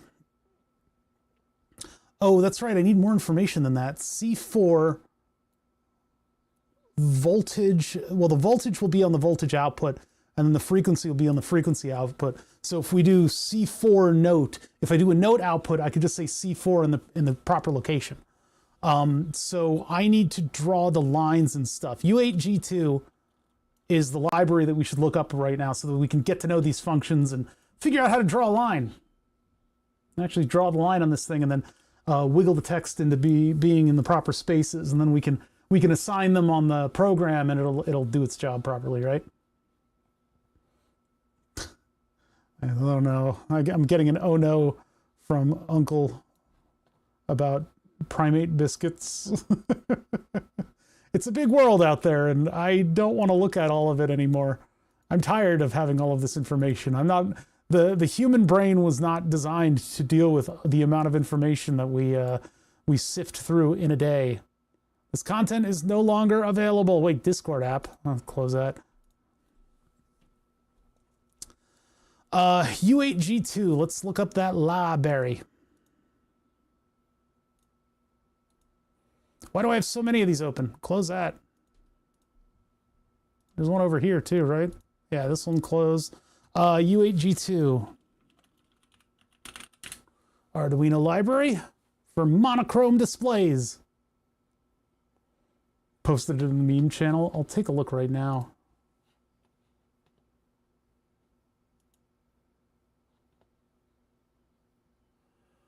Oh, of course, it's a 4chan thing. Hate the idea of drinks, but if they made a meat-based dog kibble for humans... Hate the idea of drinks. Okay, so you hate the concept of drinking things. But if they made a meat-based dog kibble for humans, that's a Futurama joke. Now with flavor. I jump at the opportunity. I already eat monkey chow. I order from a zoo supply company for about half of my meals. What? Could you elaborate? How could I start doing this? It sounds fantastic. And there's apparently a primate diet from a zoo supply company. Oh, man. You know, you guys live your lives. Far be it from me to judge. Reference manual. It's like 30% protein. We're not like your typical primate. We're persistence hunters that have learned to walk on their back legs entirely. We have a different diet. We just have a different diet than that. 20% indigestible fiber. That guy's straight up not gonna have a good time with that diet. This is why I got a Firefox plugin that inverts your colors. Is there dark mode in... Ha! Go dark mode. Go dark mode.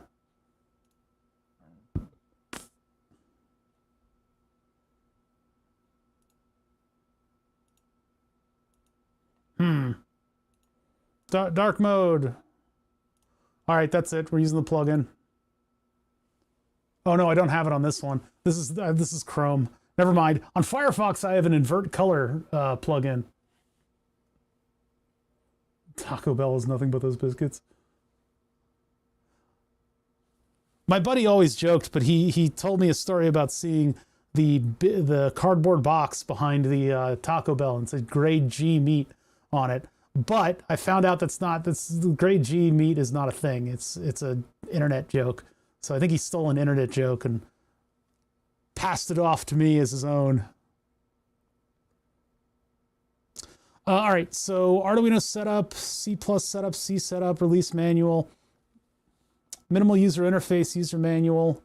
We're not using MUI. Overview, gallery, install, introduction, porting guide, supported Arduino boards, FAQ, font reference, font groups, symbol fonts, fonts. All 8x8 fonts, U8G2 fonts. We could get pretty fonty with this. Memory optimization, porting into MCR, developer info. Oh, come on, man. There's got to be a... I want to draw a line. Let's try for the Arduino reference in here. Maybe there's an example. Test your screen buttons is what we're working on. Examples. And we're going to look for U8G2, which is the library that we're using. It's probably in custom libraries, right? I have a couple libraries installed, and I think it's time to wipe my IDE and start over. Things are getting a little crazy. The Fast LED library is one of the better libraries out there. I really like that one. Yeah, like here's a Gerbil library. 711, LVGL. I was thinking about using LVGL, but maybe not on this one.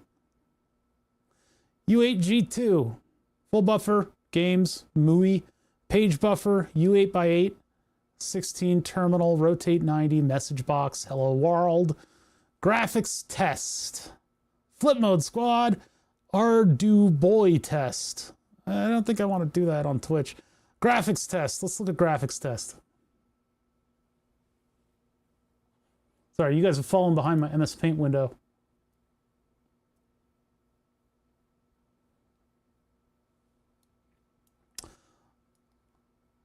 I don't know. I mean, most web pages should be following that. If you're in dark mode, they should be in dark mode. But we're using a lot of old software and web pages here, so a lot of them are just white background. Grade G could be good, which is a pork grade. You can't have too many Yes, you can have too many libraries. It's impossible for me to scroll through all of them. Like, you can have a library completely buried behind a bunch of stuff. Last night, Sci-Fi was playing Kerbal Space Program, and it made me really want to go play Kerbal Space Program. I need to go, like, convince Roboz to do another Kerbal stream, just with the old version. U8x8 begin. Set flip mode squad. Wait, but we're not using U8x8. This is U8G2. This feels different. Something's different here. Let's go to a different example then. I must have gone to the wrong library. U8G2, that is that library. U8x8, it's just something different. Weird. Oh my God, what is all this crap? Weather, XBM, XOR test, clip window, clock, contrast, Devanagari. The fuck? Flip mode, graphics test, hello world. Japanese, Korean, load from SD. So all the way, this is page buffering graphics test. We're doing very basic stuff. I don't want to get complicated with this.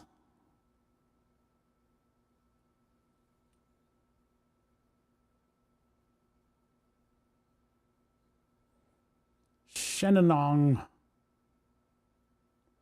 right, graphics test.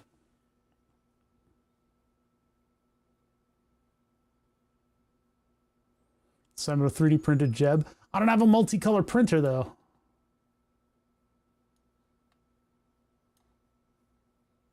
Copyright 2016.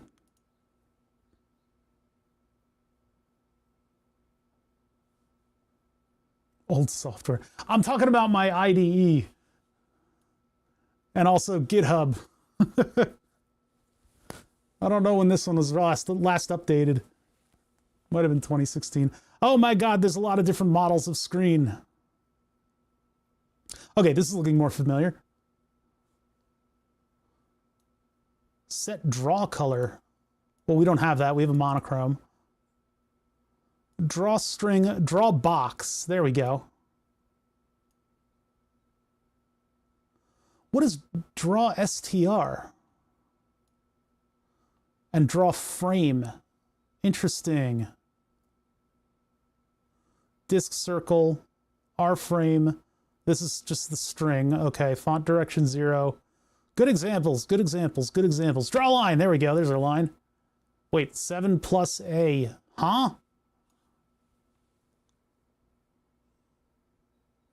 7 plus A times 4. What the 10, 40, 55. Position XY, XY. They're just putting a variable in there. So it'll draw the line as the variable ticks up.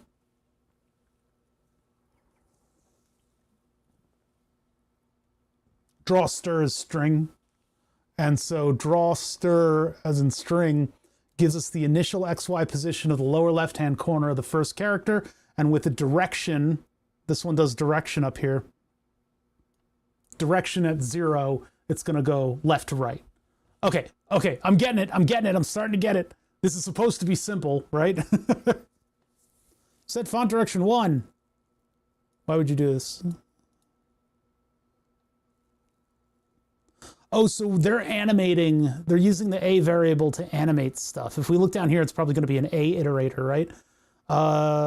X, Y, draw string 0, 0, ASCII page 1 for Y is blah, blah, blah, blah. Where's our function for A? Dear God. There's a lot of stuff in here, but this is at least giving me what I need in terms of drawing lines. What I'm going to do is make a function that'll put everything down on the background, including draw the mode and draw all the channels and stuff.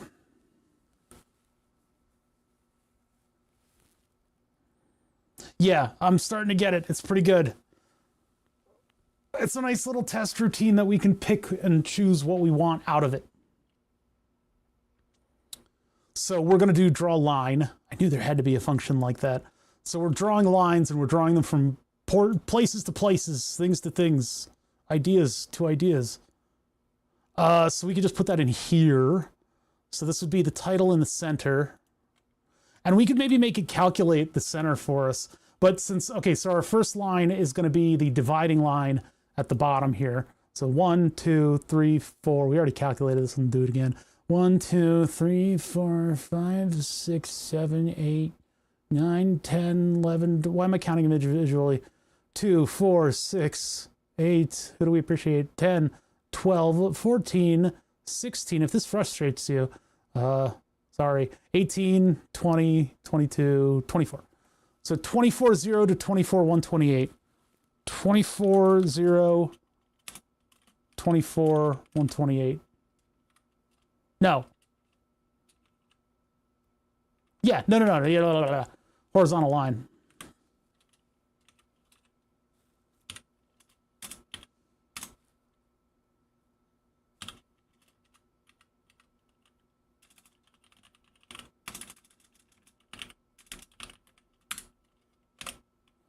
Draw a line, and these will be verticals.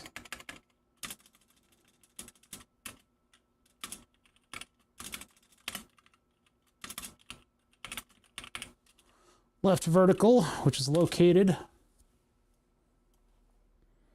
2, 4, 6, 8, 10, 12. It's 48, 46, 47. So that's 47, 0, 47. No, 16, 47 to 16, oh.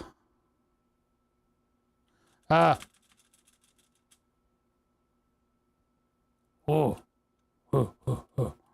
on a second. We got to add 16 to all these numbers because we're going from what I understand is the top here. Let's open up the thing for the screen. I want to see.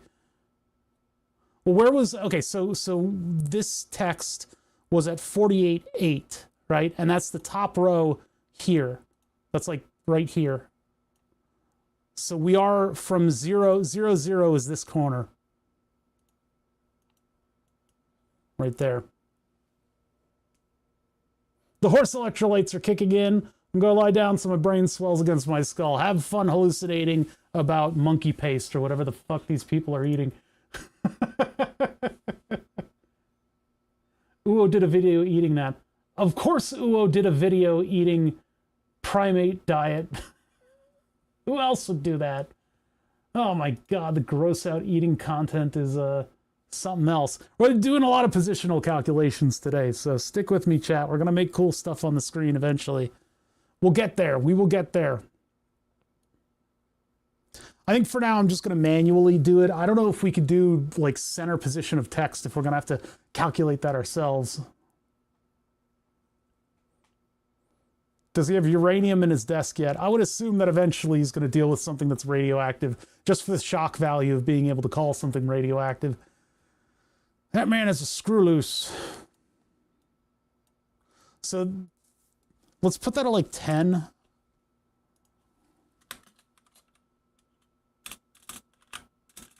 I'll just mark down that 8 is top text on 2 row.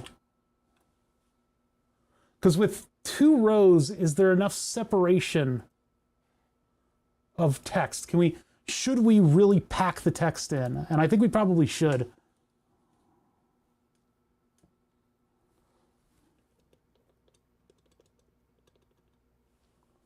Yeah, it looks like there is enough separation if we give it 8 and 16 for 2 rows. So we can put 3 rows in the 6 bins over here. Let's get the lines drawn first so that I can get that into the routine though, so we can actually see this thing operate.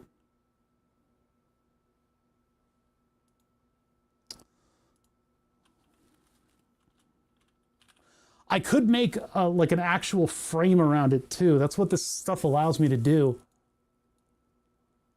But maybe I should just start with a couple lines on screen, because we kind of want to have maximum area. It'd look cool to have 6 bins that are actually just like, you know, framed inside of this, so that instead of this outer wall there, we would have it in white, and then there would be kind of like an inner wall. But that would limit the amount of pixels that we would be able to fit in. But if it's only 2 lines, then... Oh, no, not that way. If instead I did...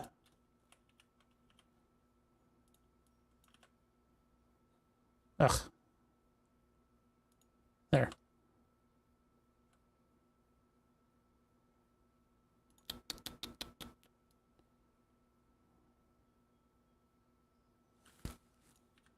Oops.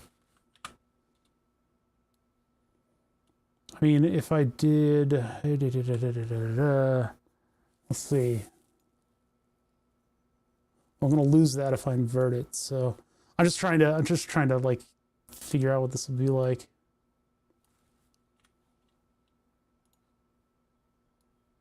Oh, God.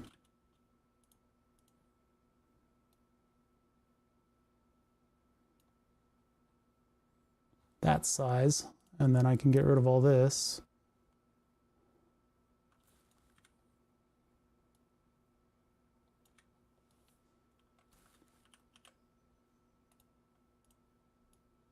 MS Paint helps you do pixel by pixel kind of stuff really well. Oops. Should we do it this way? This looks a lot cooler on that little tiny screen.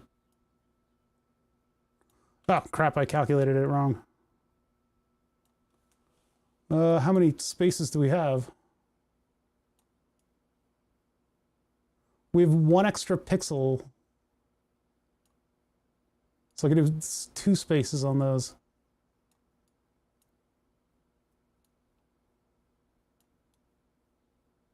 No, I can't. Oh, that's frustrating. That's very frustrating. Oh, that's frustrating. I don't remember Paint having snap to grid. This isn't snap to grid. We're just working with so few pixels that it's snapping to the pixels. We've literally got only the number of pixels of the thing. What's up, Lawn Dog? How you doing? The middle bin will be slightly larger. This will haunt us in our dreams. That looks a lot cooler, I think. I wonder if you could do rounded edges on the boxes. That would be nice. You round them out a little bit. Like that. I don't know if that's available, but let's go for that. Let's draw some boxes instead. And so we need to find the coordinates of the boxes. That's tough to do because I can't like write down the coordinates of the corners. Well, let's draw 6 boxes.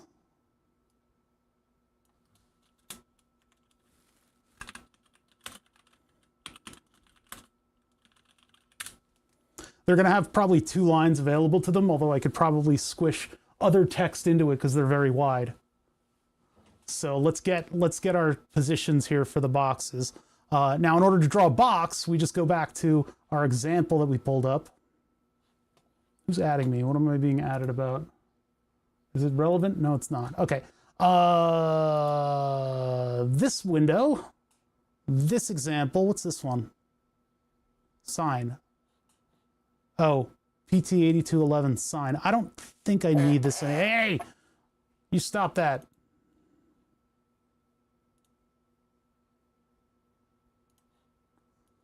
Okay, so draw frame.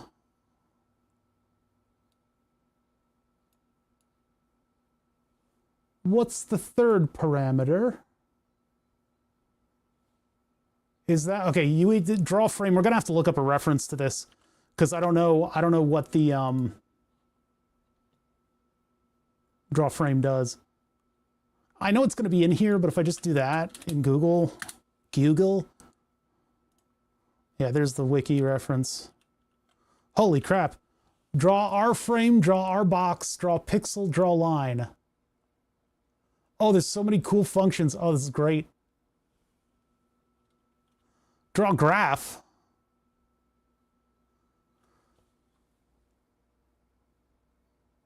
Okay, V-line, XMB, draw string, draw R frame. Rounded frame? Ah, we can do rounded frames. Cool. If we give it a big pixel radius, that's maybe not going to be great. How many pixels do we want? Just cut off the whole corner. Cool. And then your box is your original. Okay, so and then it's corner, roundedness. And we can give it like 5 or something, and maybe that'll look good. Let's just try it. Let's try it because we can keep throwing code at it, and the more like real world physical example stuff that we can do, the better. The better, the better, the better.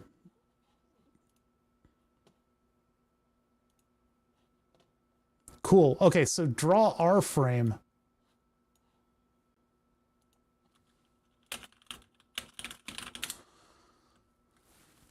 U8G2 dot drawer frame. Where's the capitalization? What camel case breaks down when you have single letter pieces of your, yeah, draw RF aim, draw RF rame. Draw RF rame, and then our first corner is going to be MS Paint. Where are you? Right here. And we need to count it from the very top. So our first corner is going to be this dot right here. So 1, 2.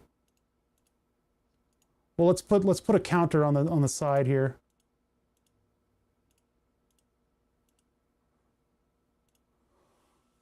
Doot. This is for me. This is for my dumbness.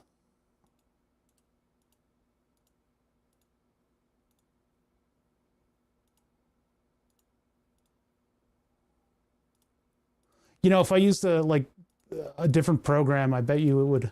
There are probably pixel art helpers for this kind of thing. So is that 0 or is that 1? I don't know. I don't remember. Where we were drawing from 0, but we didn't do edge text tests.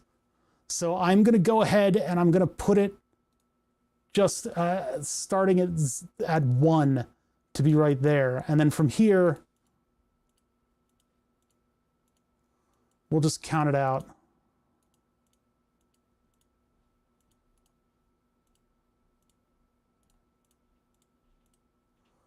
Ugh, there's got to be a program that I could use that would actually give me pixel numbers. I remember there being art programs that gave you pixel numbers. That would be very, very helpful indeed. Whatever. We'll just do it out manual. I can even ask AI. ChatGPT, what pixel number is this? Actually, fucking knowing AI, it would even get that wrong. Yeah, I'm doing this the 2 manually. Oh, does it not? Oh, because it sees, yeah, it sees it as clear. I can't do it that way. Hey, Big Gizmo. View should show status bar. There's pixel count on it. You know, this program doesn't do that. I don't think it does. Missed the spot. You shut your face. Oh, rulers.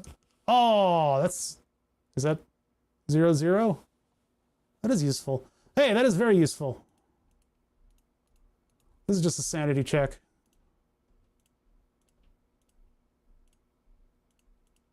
Wait, does that give me an XY somewhere? Oh, okay, never mind. We don't need to be doing all that stuff. Oh, it's no. This is good backseating. No, good backseating saves me tons of time and from sitting here clicking pixels all day. No, this is so much easier. Now I just do this and hopefully get it right.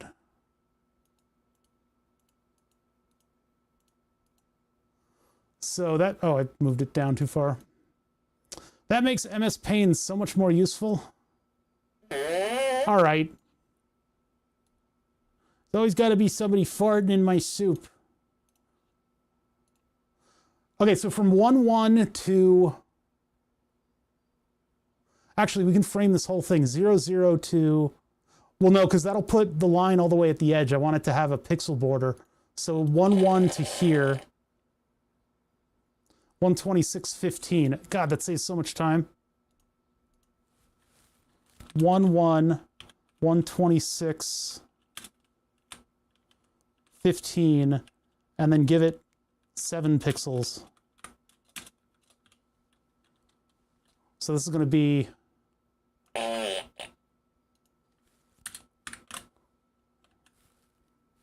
paste, right? Okay. Damn it, it didn't remember my typing. Stupid. All right, starting over from U8, G2, draw RF, frame. Is that, wait, it didn't, draw rounded frame, draw or frame. Draw or frame. Draw RF frame. Oh, is that highlighted? I'm blind. All right, so from 1-1 to 127.15. Is it width and height? Let me double check. I have to double check everything. I'm not used to this yet. Draw or frame, X and then Y. So 2015, 3022, 7, 3022, 22 from the top. Oh, that's actually a height. Wait a minute. Okay, so it's width and height of your box. Wait, but that doesn't it do the same thing? Can you maybe help me buy a question? You don't have to buy questions here. You can just ask them. Hold on a sec. I'm trying to figure out how this thing works. You can ask a question. That's fine. We are not 127. We're going to be smaller than that because we're starting at 1-1. So we're starting here just to give our box a little bit of framing room. So that means that our width and height is going to be different. So it's going to actually be 1, 2. Okay, so we're starting here, and so our height is going to be 2, 4, 6, 8, 10, 12. Oh, my brain is broken. Okay, hold on. 1, 2, 3, 4, 6, 8, 10, 12, 14. So from 1-1, we are going 14. Glad I caught that because it would be very confusing what happened. Although actually making mistakes is good for content. So this would actually be 14. And instead of 127, I believe it's probably 126. Because we're subtracting 15 to 14, 127, 126. Oh my God, it's... Okay, let's see what you got here. Currently about to undervolt my CPU. I had an overlay for this. I think I might still have it. Let's go to studio mode. And let's see. Frameless overlay. I need to hook these back up to the Stream Deck.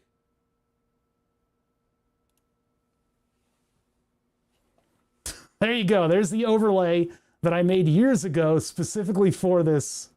I don't know shit about computers, dude. I really don't. All I do is jump in and get good hardware and then water clock it, cool it to within an inch of its life to make sure that it lasts as long as possible. I don't know a goddamn thing about computers.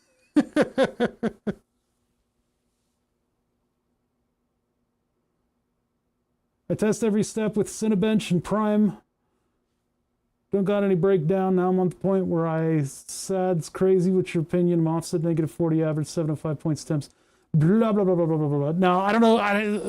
As far as I'm concerned, overclocking a computer is a weird endeavor these days. It's just not something that I think is worth the trouble. I used to eke every little bit of performance out of my computer hardware by overclocking the ever-loving shit out of it, and then you'd sneeze or like one stray like neutrino would trickle down and bump into your computer and the whole thing would explode, and it would just stop working. But nowadays, hardware is like pre-overclocked. I don't overclock, I just undervolt. Okay, I don't know nothing about nothing then. That's out of my wheelhouse. I don't remember anything about that stuff. It's black magic. It is dark, evil, insidious, and not much is known about it. But yeah, I specifically made an overlay because I am not. We do tech stuff here. We don't do computers. We're doing physical programming. We are making the ones and the zeros cooperate on a different level. Although eventually the two meld together. No, it's all right. You had no idea. You had no idea. I'm just telling stories. I'm going to get this off of the screen, though, once I figure out how to make that work. There we go. Boop. I can do cooler text than that now. I can actually make it shadowed and stuff. It's fun. All right, have fun. I hope you answer your question. And actually, Marty, what is it, Martree? Martree, that's a question for the Discord. The people in the Discord very well might be able to help you. Pyro, what's his name? One of my moderators that I forget the name of. He, the whole, just all Discord. Yeah, there you go. He's actually looking at computer hardware right now, and there's a lot of people helping him out with that. So, totally excellent. Had this already been brought up, but there's this online tool for drawing graphics and libraries in U8G2. Oh yeah, I probably could have used that. I didn't know that was for U8G2. Undervolting is fun. It's like overclocking, but going too extreme shouldn't break your computer. Yeah, I don't know nothing about it. I stopped tracking hardware back when IDE and RLL hard drive jumper settings were a thing. I remember getting a new hard drive and having to configure the jumpers in the back. Oh, I forgot to, oh geez, that's the wrong, okay, I gotta put the jumper in here. What channel?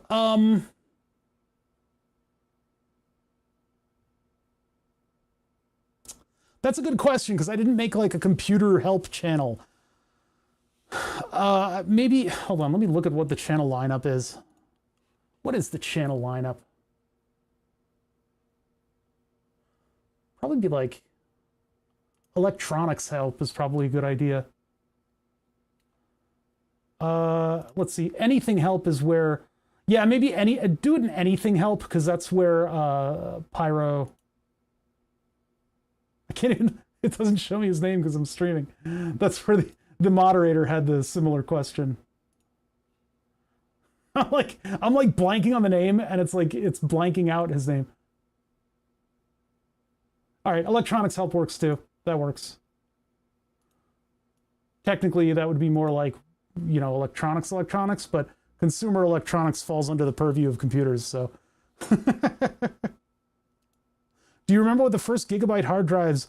My buddy had one. He had one very early on, and he delighted in telling people that he had an entire gigabyte to store things, and he just stored porn on it. He just put porn on it, and Leisure Suit Larry.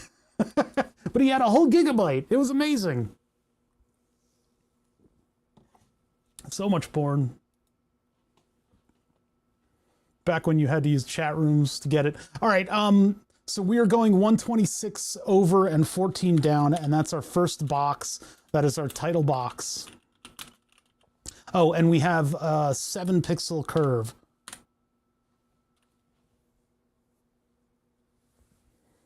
Nerds plus internet equals porn hoarding. Yep, exactly. Yeah, one of the U8G2 tools would probably be good. We'll take a look at that in a minute. Let's just I just want to draw this. This shouldn't be that hard. And we've made MS Paint a little less painful for getting this done. So now we need to figure out what the size of these boxes are. We know that we can know the starting points very easily. So let's make 6 boxes here. So draw RF aim, RF rame, and we've got a couple numbers that we already know, but we need 6 of these.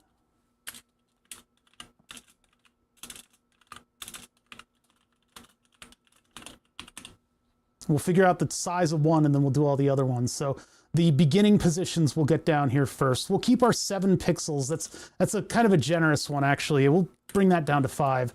And then we need 2 numbers inside of here. So let's just, for now, I'll just do it like that. So draw RF aim. 1, 2, 3, 4, 5, 6. Okay.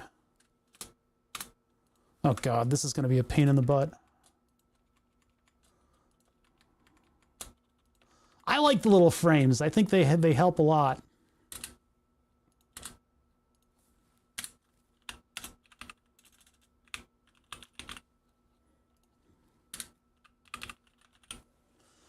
All right, so what are our positions on this one?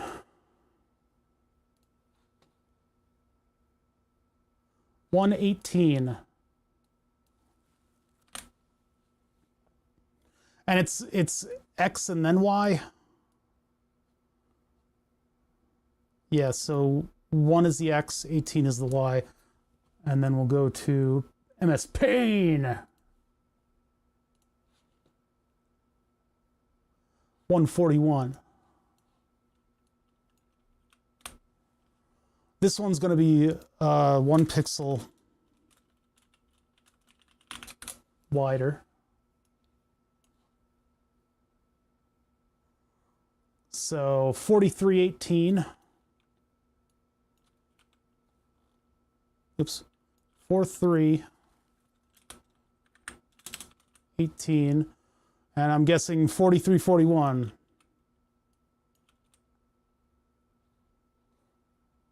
And then 8618.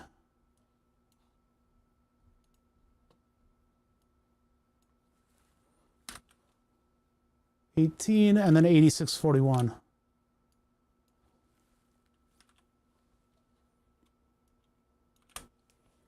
And then our length of the box length. We could do math on that. So that's 40, wait, why is that one 41? 43. Oh, I see. Oh, because wait. Coincidental number? Weird. Oh, maybe the numbers are working out somehow.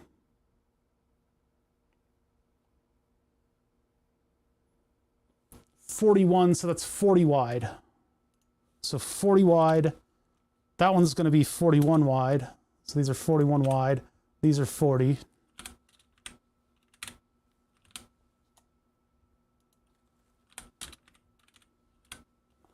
And then the height is going to go from,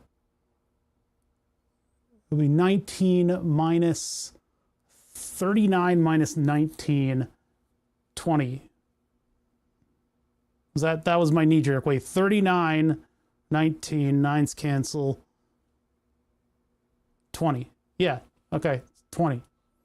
I see. 40 by 20. Hey, those are, it's like somebody was doing math on this. Decided to go even numbers. Did somebody just say I'm gonna get to the, hold on, I'll get to the chat.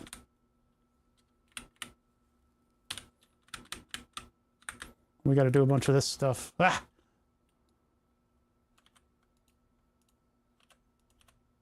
That was the wrong.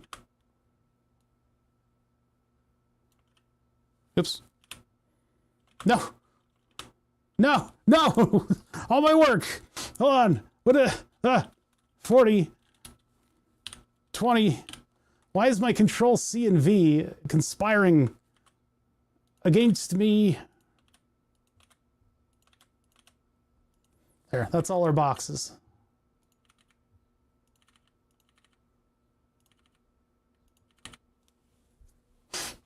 Ooh, nose tickle, hold on. Catch up with chat.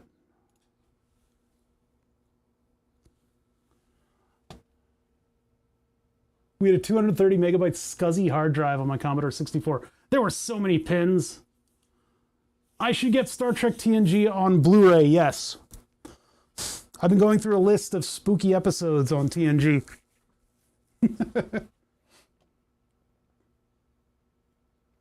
I remember telling the guy at GameStop the same thing about needing a whole gigabyte. Yeah.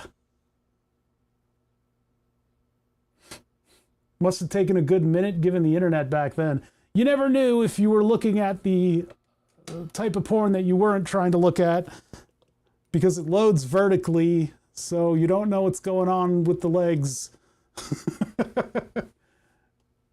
And it would come in very slowly indeed sometimes.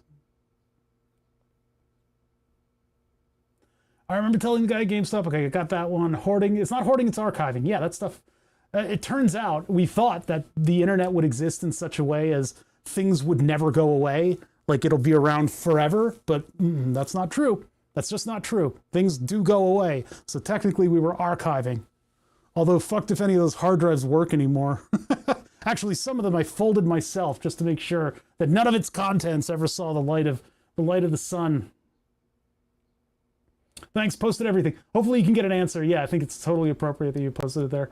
I know the feedback then was my first SSD came out in such an odd feeling that only a couple years later. SSDs were like a huge leap. It was insane. When we got the first 1 gigabyte, I was a kid, so I had no idea what they spent on it. But I remember the first 30 gigabyte consumer SSD I picked up a 60. It was just under 500. Holy crap. The craziness of the speed of solid state hard drives is just, I mean, you used to open something up and as it was loading all the stuff, the machine would make all of its machine noises, and it was very pleasing. So at position 4810, we're going to just put our text in there. Other than that, we're just going to have all this stuff go up. And so I guess what'll happen is when I want to draw the different things, I will have it just draw it in a position, and we'll roll with that. I'll organize that later. I want to get just an initial test going. So what I'm going to do is all the way up here where we initialize the screen, I am going to run my void and have the stuff go on. So void screen set. So screen set is what I want all the way up here. Can I just run that here? Where are we? We're in setup. Yeah, I can just run that. So we'll get a send buffer down there. What just happened? I think I hit Control Z. Yeah, my position on the keyboard is killing me. So I'm going to put a screen set at this, yeah, there. I'm going to send the buffer. So up here, we will do void screen set, or just screen set.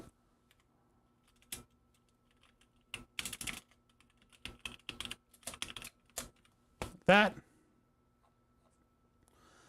And whenever we change something, we're going to put the text in position and then set the screen again. Loading games from cassettes. I cut my teeth with an Atari. My first stuff was cartridges. And then the first Nintendo game we had was Spy Hunter. My heyday was beginning with Spy Hunter, not the Atari. My brother was the Atari. Are you going to encode your Oh Bother logo to display on the screen too? There are tools for doing that, and I probably should. I'm going to stretch my legs here. I've been sitting down for too long. My friend had Texas, and it came with booklets. And you had to program music to the cassettes. Oh my God, that's crazy. That sounds awesome though. Oh, did I miss a comment here? No, I did not. Okay, all right. Let's just see if our frames are, if we did it right? So we're gonna clear buffer and send buffer, and this will happen all in the setup of the program. So where is my USB? There it is. It's still sitting on the desk. I haven't really changed anything on the desk in a week. I was working in the physical world. I happened to pickle all of my hot peppers that we grew over the summer. All right, so let's upload this. Oh, tools port. Check the port. TNC4, COM3. Cool. All right, upload. I don't know, wireless like a. Well, I couldn't get this to do all of the digital audio stuff, so I guess I couldn't use an ESP on it. I wonder what it takes to plug an ESP into a TNC4 to have it program. I bet you that's doable. Oh, but it has to go over USB for the TNC, so maybe it's not. The first computer I remember using had a 20 gigabyte laptop PATA drive. Oh. Yeah, those Dell laptops, I know them well. They're pretty cool. I used to have a data acquisition card. Oh, well, I showed you guys that. That's my example of, what is it, 1992 technology. It sits over here. This is a data acquisition card. This used to be the way you would do physical computing and measurement and stuff. You could get a program where you basically make a front panel and a back panel that would interface with all the channels of this thing. So this would go into the PATA slot, I believe. And there was a particular cable that you would plug into this that translated it over to IDE. Pretty crazy, the technology that they have. They have an FPGA and a couple other things on here, but I think it might be a 2-layer board. No, it's 4 layers. It has to be 4 layers. Pretty dense for 1997. Oh, screen set was not declared in this scope. What are you talking about? Oh, screen set. Let us correct the mistakes of our past. Did I hit the button? I did hit the button. I was second guessing myself.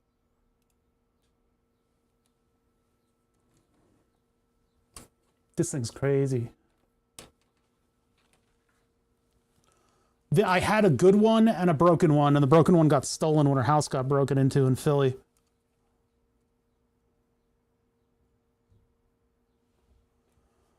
But this is just so dense. I'm sure because of the density, they suffered a little bit in the speeds that this thing could do.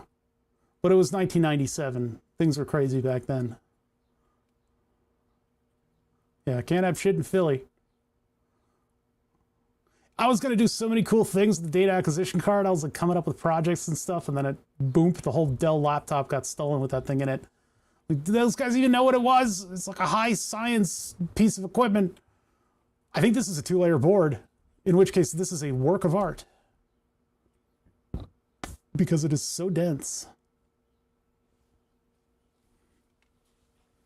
Oh my goodness. Look at us. Look at us fuck. Oh yeah, that fucks. Sure. That is cool as hell. So just with a couple commands, we were able to put down all that on our little OLED screen. The U8G2 library is awesome. I wonder if I could use it with the vacuum fluorescent display. So those are our 6 channels, and we could probably narrow those down a little bit depending on if we want more or less of a framing of the whole thing. With 7 pixels, it looks like it almost fully rounds the ends, which is fine for the top title. I can move that down by 2 pixels. And we can probably tighten it up too.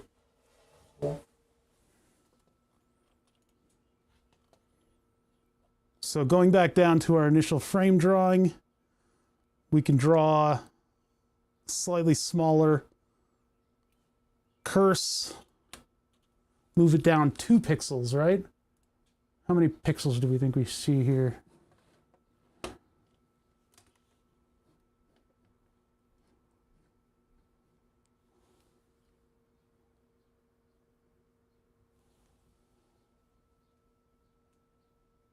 That looks like 4. So maybe we'll move it down 3. So that was previously at 10. We'll put it at 13. I don't know if that centers it. If it's 8 tall, then that means that we are, okay, hold on, let's figure this out, because we want to be in the middle, and the capital letters are 8, the height of 8. So to put us in the middle, we have 16. What am I doing? It would be, we would add 4 onto 8. So it'd be at 12. So 12, that's going to put us in the center there. And then we can draw it a little bit more centrally. Maybe going from, let's see.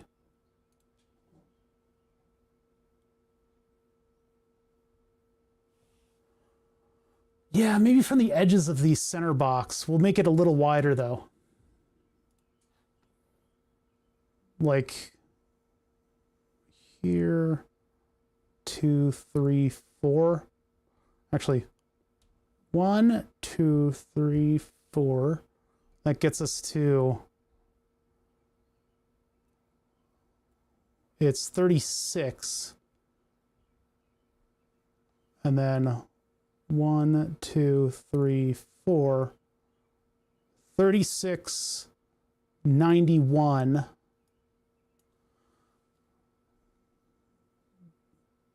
1, 1 is the upper corner. So 36, 1. And then we're going the same height, but we're not going 126. It's 36 minus 91. That's not going to be centered, is it? This is where one of the tools would be better.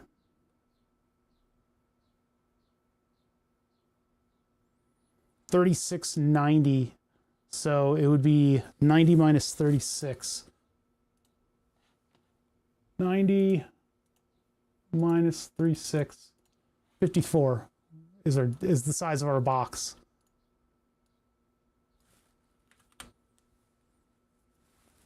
Hopefully centered. I don't know. Let's just check. Upload.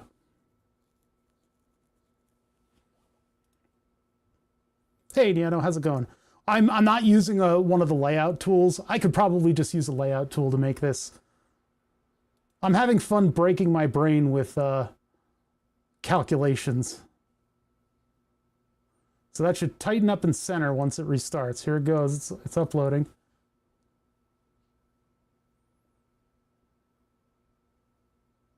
Bonk. We're off by a little bit. Our text is not centered in its own little domain. Move it over to the right a little bit.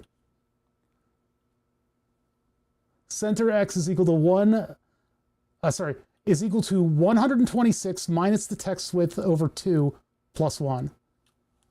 Okay, I could do that. Let me just cut and paste the comment into my code. Hold on. Burp. The pin message dialog is blocking my ability to...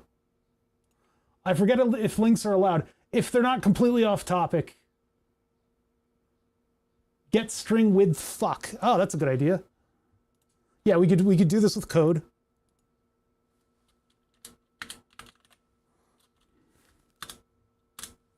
So we're gonna center get string width of fuck.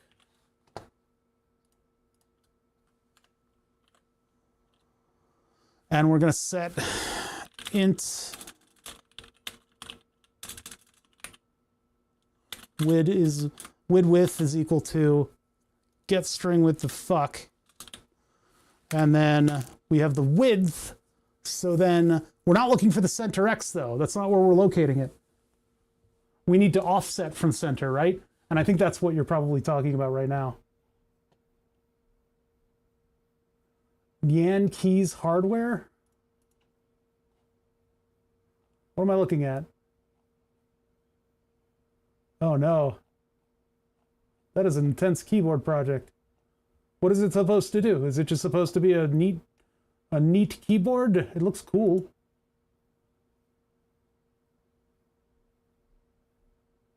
Yeah, I wonder, is there a function in the library that we're using?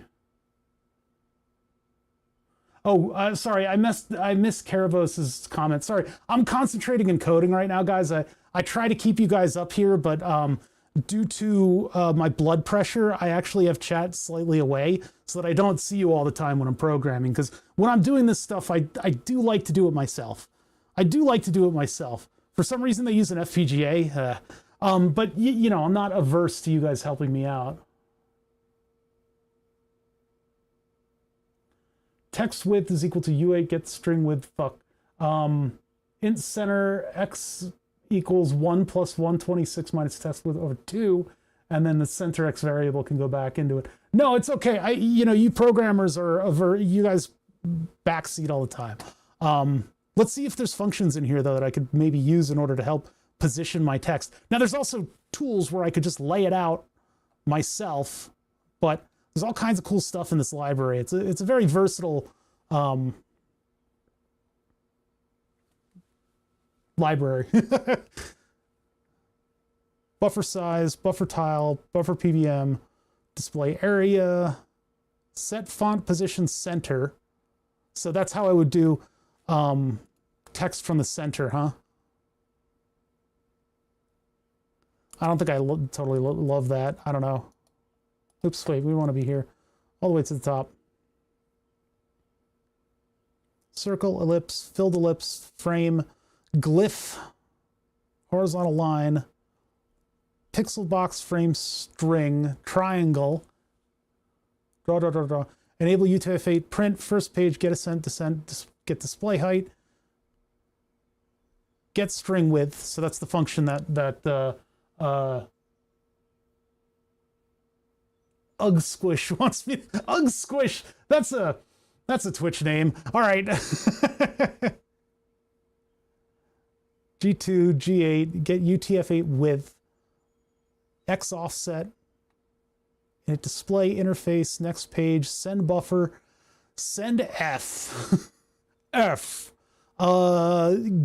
Page clear bitmap, bus clock, display rotation, draw color, flip mode, set the font direction. There's probably a center. Yeah, position center. Set font reference height all. Set font reference height extended text. So if I set center, I guess I could set it to the center of the yellow area of the display. You want this link? Here, this is, I mean, you can just like Google U8G2 library. Flip mode squad. All right, set position center. Baseline. Bottom, top, center. The center of this text. Yeah, so we do font position center. And we get the string width, set font position center, and then our center of the 16 characters. So it's 8 and 8, 16, half of that would be 8. 8, 12. And then the center of the screen is 128 over 2. 64. 0, 0 is the top left. So do I need to take 1 from this? Or add 1 to it? Because 864 is going to put us on 0 index. So wouldn't it be 765?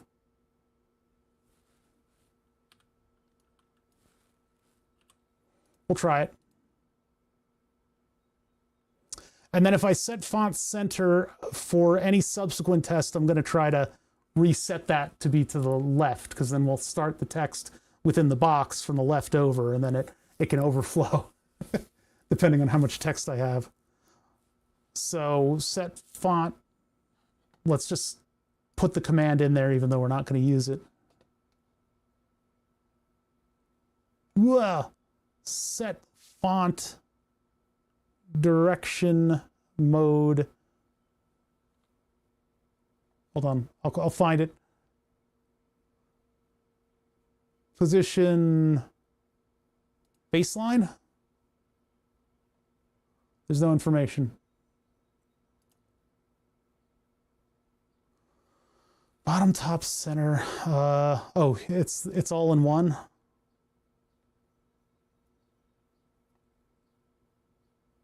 Default, the reference position is set font position baseline. That's default. Okay, so set font position baseline is what I want.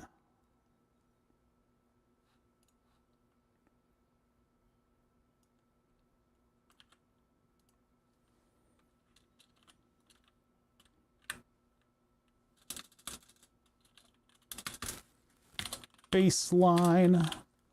It didn't highlight. Oh. Pause. There. Okay, so that'll just set it back so that the rest of our text isn't confusing. Let's try it. Let's see what it did. I don't think I've centered this properly, but we can explore that later. Let's upload it. We'll see what we did.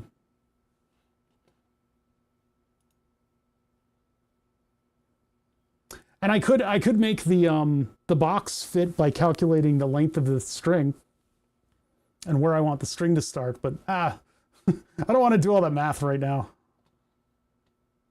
So this takes a minute because it's big. Get string width was not declared in the scope. Oh, wait, what? I said int width. Get string width. Well, we don't need that at the moment, so let's just comment it out and we'll come back to it. Making it calculate would be better.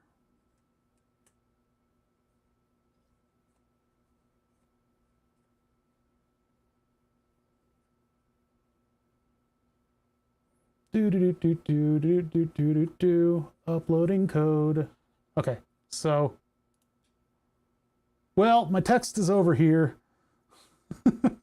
My text is down here. It's kind of, I don't know what's going on with that. And it's also indecipherable. What's going on? Why is it so weird? Okay. Set font position center. That means we're placing it. Our coordinates are based on the center of the thing. 7 is the center of the top. 65 is okay, let's double check what's going on here. That's rotation. Get rotated. Set font position center. 520. 520. So we're taking it all the way out there. And then it goes from before and after. What's going on with that? Did I get my X's and Y's confused? No, I don't think so. It goes out from the center and the position is X of 5. So 5, that's where it starts, but then it still should be at 7. If for some reason it's like way over there. Why is it down here? What's going on with you? Why are you so weird? And then if I hit the button, it'll totally screw it up. Yeah, see, that's the other code that we need to change. Although the frequency on the oscilloscope is changing, that's kind of neat. Actually, it's stabilized the signal. What's that all about? Huh. For some reason, changing the frequencies stabilized the sine wave. It's like there's a bad capacitor on something and it has to like charge up. Draw string, draw glyph, draw glizzy. We already drew a bunch of glizzies all over this thing when we reset. We'll see it again in a minute. Yeah, I don't know why it's going to a totally weird spot. That's a weird one. Oh, hold on, I gotta close some windows here. Okay, so back to the code.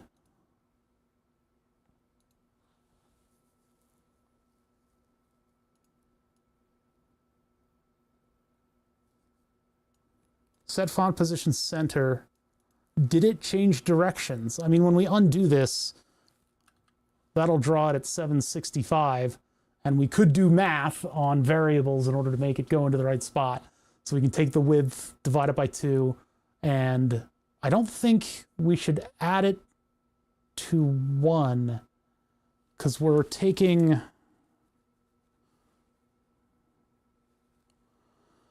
If our center is at the center of that whole screen and we are positioned from set font position center, what if I get rid of the baseline one? What happens then? Maybe that's messing with it before it draws.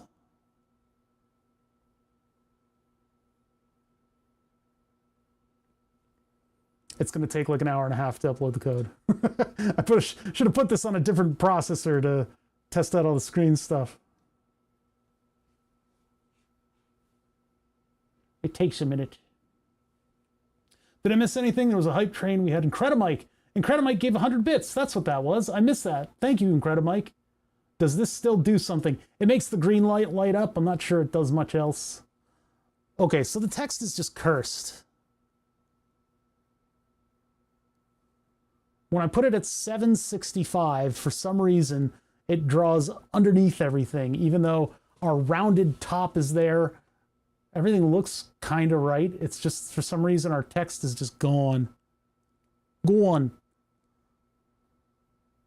What do we possibly do to it? I mean, we just gave it a different draw position. If I get rid of this, it's going to actually put it at 765. The height is for the center. I mean, do they mean the center, or is that where the cursor is, or what? That is a heady name that I don't know. Dinsuru Wikramshi. Ramazinshi. Dinshuru Wikramazinski. Jinzinsi. I'm going to do my best to put respect on your name, but I cannot pronounce the stuff that's going on there with my American mouth. Is it drawing with respect to the bottom left corner? That, but I mean, it shouldn't. Everything is from the upper left corner. I mean, what we see makes sense in that context, but like it should be 0, 0 should be up here. That's pretty much for every screen thing that's going on here. See, x is equal to 0, y is equal to 15. It's always from the top down, top left.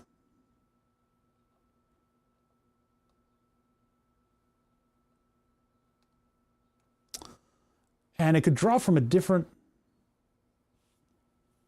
Don't worry, you can't. I know. It's just impossible. Everything I've learned about my language is thrown up into the air. Draw string. Get ascent, get descent, get display height, width, max character height. See, what you really should do is use display height and width to calculate all this stuff out so it works on any screen that you use. We're taking a shortcut and just making it break if we put it on a different screen. Because if I use all that stuff, like character heights and widths and stuff, I could translate this over to my other screen and it would be able to do all this stuff that this does. Although I don't know if U8G2 works with the vacuum fluorescent displays. I'm not sure. They work on the same principles. This is a really cool library, though. There's a lot of cool stuff you can do.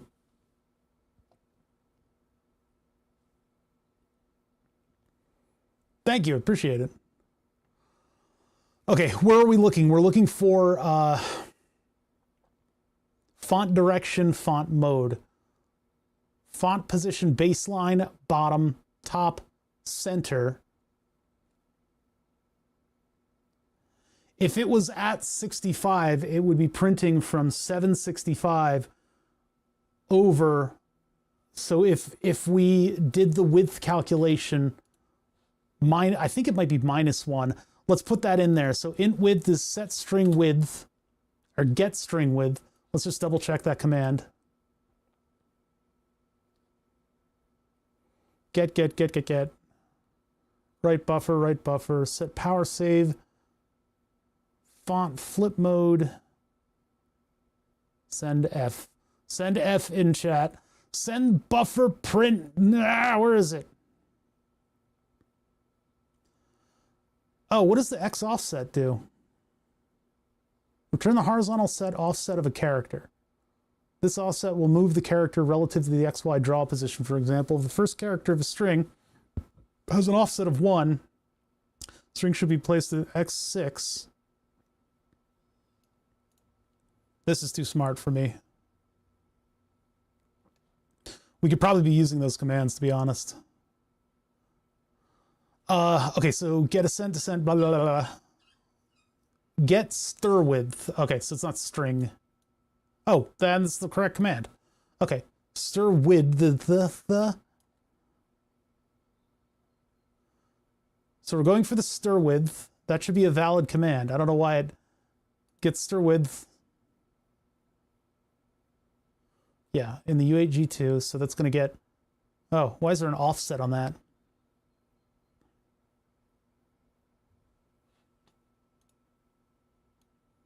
An error occurred while uploading the sketch. Wait, what's going on with that? Did I accidentally click something? Oh, jeez. Get stir width of my petulant little message. And then if we do...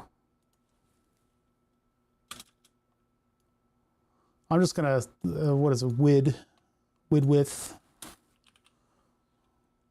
So there's a little math equation. I'm going to overwrite my own variable with it because I don't feel like having a lot of variables. And then I'm going to put that as wid here because it's whiz width. It has stuff in it. And then that'll offset our cursor from 126, half of 126. Are we 128? Hold on. Double check. Yeah, we're 128, so we want to actually put 128 in there. So 128 minus the width over 2, and then we're adding 1 to that. It might be off by 1, but let's just see if this works. Did I semicolon everything? Yeah. And then I'm just making a little int, and let's get string width of f. Let's see if that works. Oh, it's dot? Oh, it'll...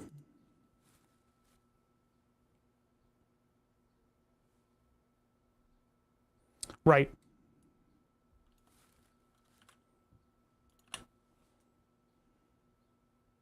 Because it's all those structures. I still can't reconcile what structures are in my brain. I guess I should know how they work, but I just don't. It doesn't work. I'm not smart enough. That or I just need to study it a little bit more. Did it go in? What the? Why are you there? Wait, this is the wrong box. Why are you in this box? Why'd you go there? What are you doing over here? This is not the right box. This is not center at all. Why are you here? You should be here. What did I do wrong? Did it somehow turn Y and X on its face? Or is it that we just haven't issued it? What happens if I turn it off and turn it on again? Does everything change? It might have been stuck in center mode. Oh, it doesn't turn off when you have got it plugged into USB. Hold on. Now off, on. Now it's in the same spot.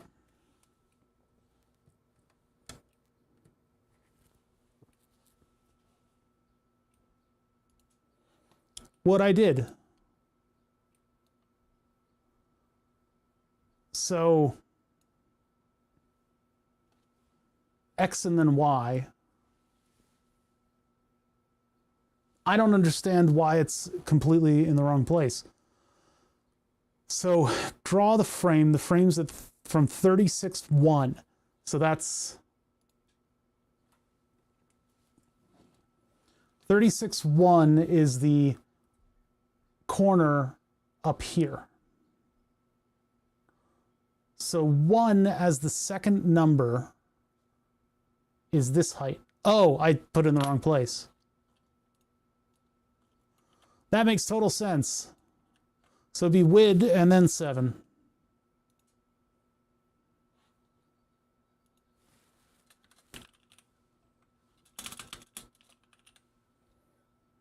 I gotta make it WID with. That's how you order a cheesesteak in Philly. Apparently Stalker series had 3 releases today. Overwhelmingly negative. Oh no. You mean the new Stalker game? I didn't get into it that much. I played it a little bit and I definitely supported them because they're Ukrainian developers who were vigilantly working on their game while being completely uprooted by all the goings on there. I used to reverse engineer stuff too, like you two. It's a fun hobby. I don't. What about you? Yeah, reverse engineering is of course a hobby. It became a jobby for a little while. That was very interesting, also very stressful. But I'm done with that. I'm done having somebody's thumb over me while I reverse engineer stuff. So we do occasional reverse engineering of things here. You know, I've got my little examples. We reverse engineered an M303 modular synthesizer. That was very difficult, and it's still ongoing because that stupid thing still doesn't work. Oh my God, that's everything. Oh, 187, good. 187, quality rolls. My glucose level's coming back down. Good, good, good. I should hook this up to the multi-view. I should hook this up to something that makes them bounce around like it's a screensaver. I should look that up. Oh, so it's for the old trilogy, but it's mostly negative? Ah. So if I upload this code, this should now be centered. I got my X and Y mixed up. That should have been plainly evident by the position of the text, but you know how it is.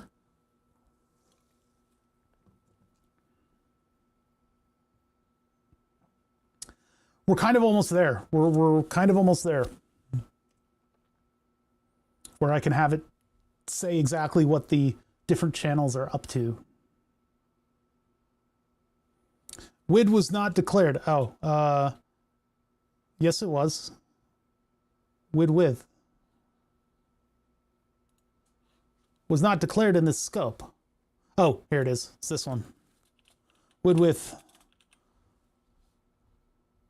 Although, to be fair, everybody says that the Cheese Whiz cheesesteak is the absolute cheesesteak. It's the one that you should be ordering. I like a good provolone cheesesteak. It can vary. It's whatever cheese you like. I mean, a mozzarella cheesesteak is a little decadent, but it's still good. Whiz is kind of the classic, and it's probably a little bit better for you, all things considered. The important part about the cheesesteak is not the meat or the cheese. Now, the meat should be shaved. It should be thin. But some cheesesteak places, oh, okay, there it is. It is centered, so we need to be a little lower down. But I'm already at 7. What does that do? Actually, it's kind of funny that it's like that. I kind of like that. Oops, sorry. I kind of like that it's like a title and it's like at the top of it and kind of cut off.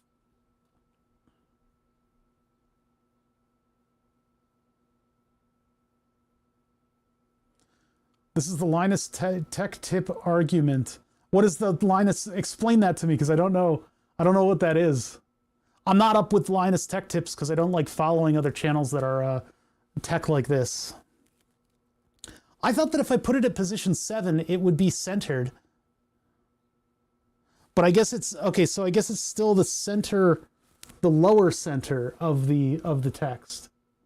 The ideal cheesesteak has to exist on what is called an amoroso roll. Amoroso has a particular process. They have a particular yeast and they have a particular way of baking the bread. If you can find a spongy interior, papery crust hoagie roll, submarine sandwich, whatever you want to call it, roll, that can do. Amoroso has a particular way of doing things, but the whole purpose of it is that it is this light kind of spongy bread, and that the crust is papery.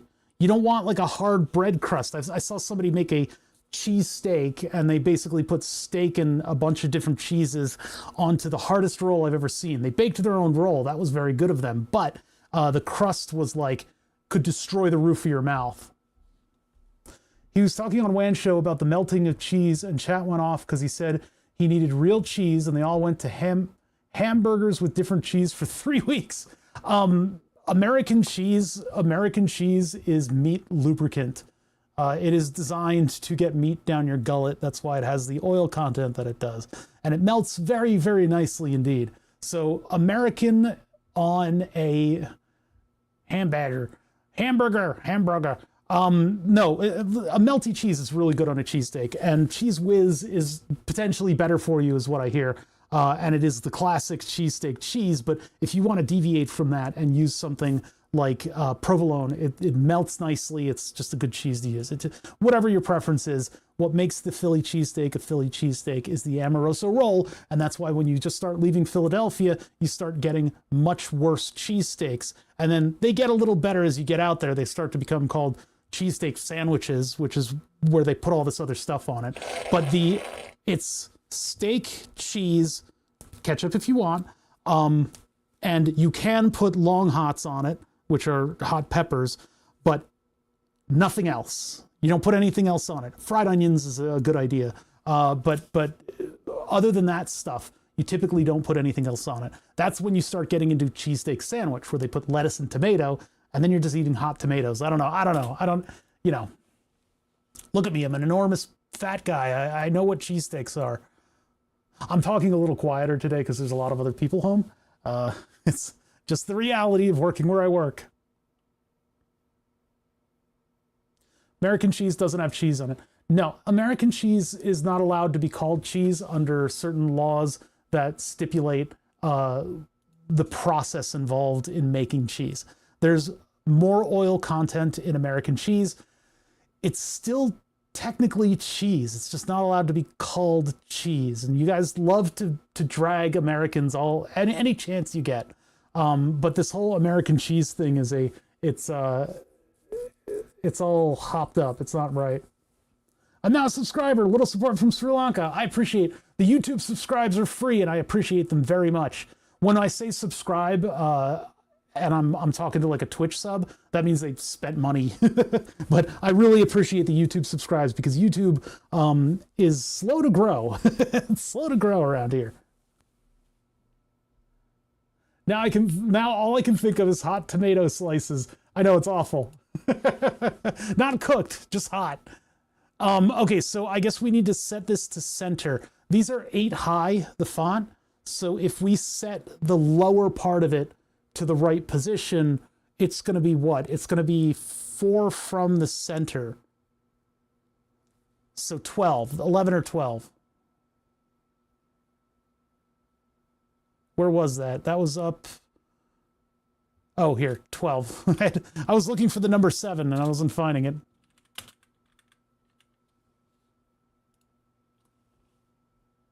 I should change fuck to test.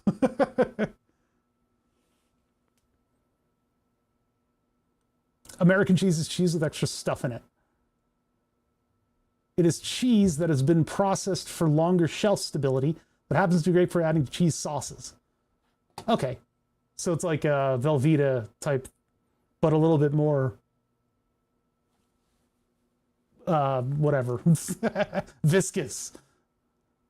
Just because it's under 50%, it's like mayonnaise, it's still eggs, it's just added oils to make them runny. I think so. Oh, look at that. Beautiful. It's off by a pixel. So we definitely need it to be 11. So let's upload that and take a look at what it looks like. Some grocery stores have big bags of the emulsifier in pure form, the sodium citrate. Oh my God. Well, look, American cheese is meat lubricant. It goes really well on meats like burgers and stuff. Cheesesteaks are particularly good with it as well. Who dat? Nile Blue. Oh, that's Nile Red's alternative channel. I actually think we were centered before. Maybe we want to be back at 12. We'll change it to test. That Nile Red has all the equipment in the world, huh? That is a funded place. This room that I sit in is basically everything that I own in the world. Can that display show more than 2 colors? No, it is a monochrome OLED display. which means it looks real crispy in the dark, but it is only able to display 2 colors. That doesn't look centered. It's all from the Alibaba. I don't know if it's all Alibaba. Cool. All right, so we got some semblance of a screen going here. Let's put some functional stuff on the screen. So I'm always going to have the 6 boxes, the 6 little framed outlines, and those are going to describe these channels down here. So basically, we can eke maybe 2 lines of text into these boxes. Let's see what that looks like. What we're going to want to do is in the first box, we will put whatever's happening with that waveform. So what I can do is when I call, what are we going to do here? So this is the text stuff that I was doing here. So instead of clear buffer and send buffer, we're going to want that. Well, this clears the buffer immediately. Maybe it shouldn't do that. How am I going to do this? I could do global variables that have modes in it or text lines in it, or we can try to write it up in the code and then run the function.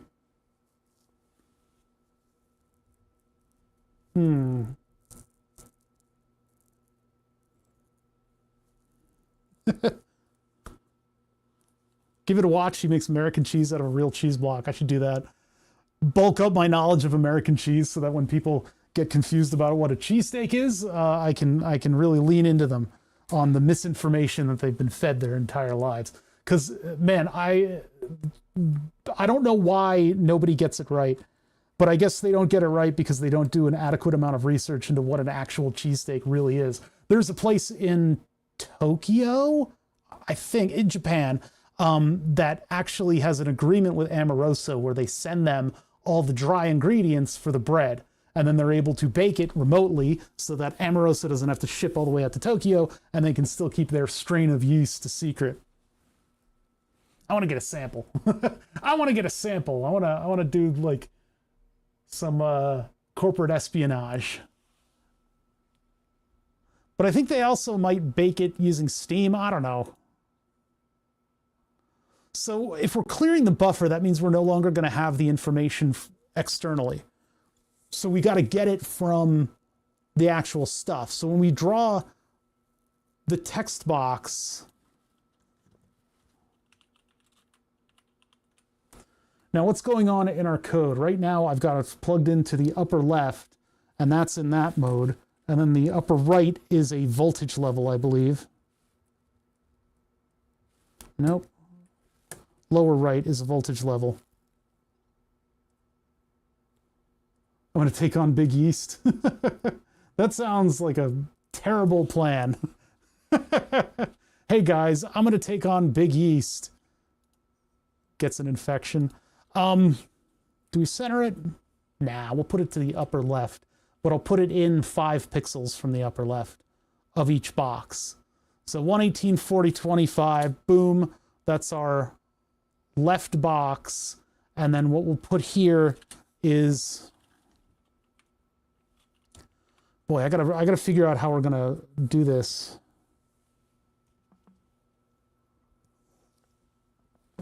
Philly cheesesteak, bread yeast, beer. I wonder what that would be like. That might be good. That might be delicious. Let's see. So I guess I put this stuff here.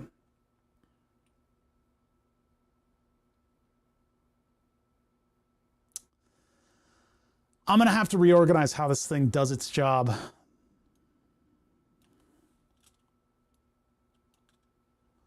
Because we can come through the loop, update display, if our butt changes. But then if we do the button change, that means we need to draw all 6 channels. This is confusing me. It would be better if the mode changes, if we then have this thing key into the mode. So we need if statements for the mode. And I'll have to turn that into tables or something later on, where it'll do the particular drawing of each channel.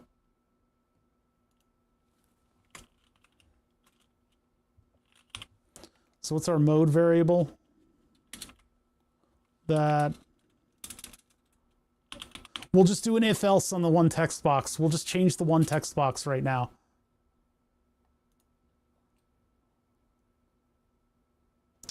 So if mode,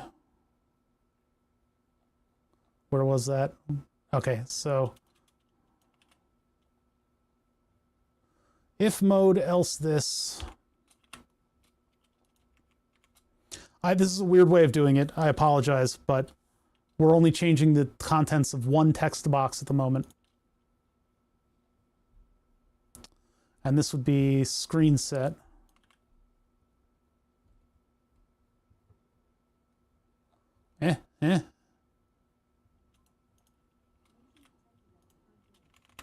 Oh, this is a bad way of doing it. Oh, this is a bad way of doing it. Oh, I guess I could just steal this whole thing. Wait a minute.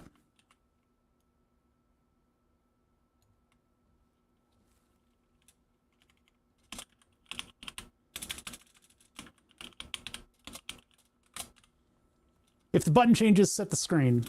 That's just a skeleton of what the code will be later on, and it's going to get more complicated. I'll need to use like lookup tables and stuff like that in order to get the values and the numbers and stuff. I'll probably need to like build the display for each one every time this thing runs. For now, I'm just using like an if else just to put all the ideas down. So instead, I'm just going to frame this out right here. Oh, great. So if, oh man, I lost all that code. Hold on, let's Control Z.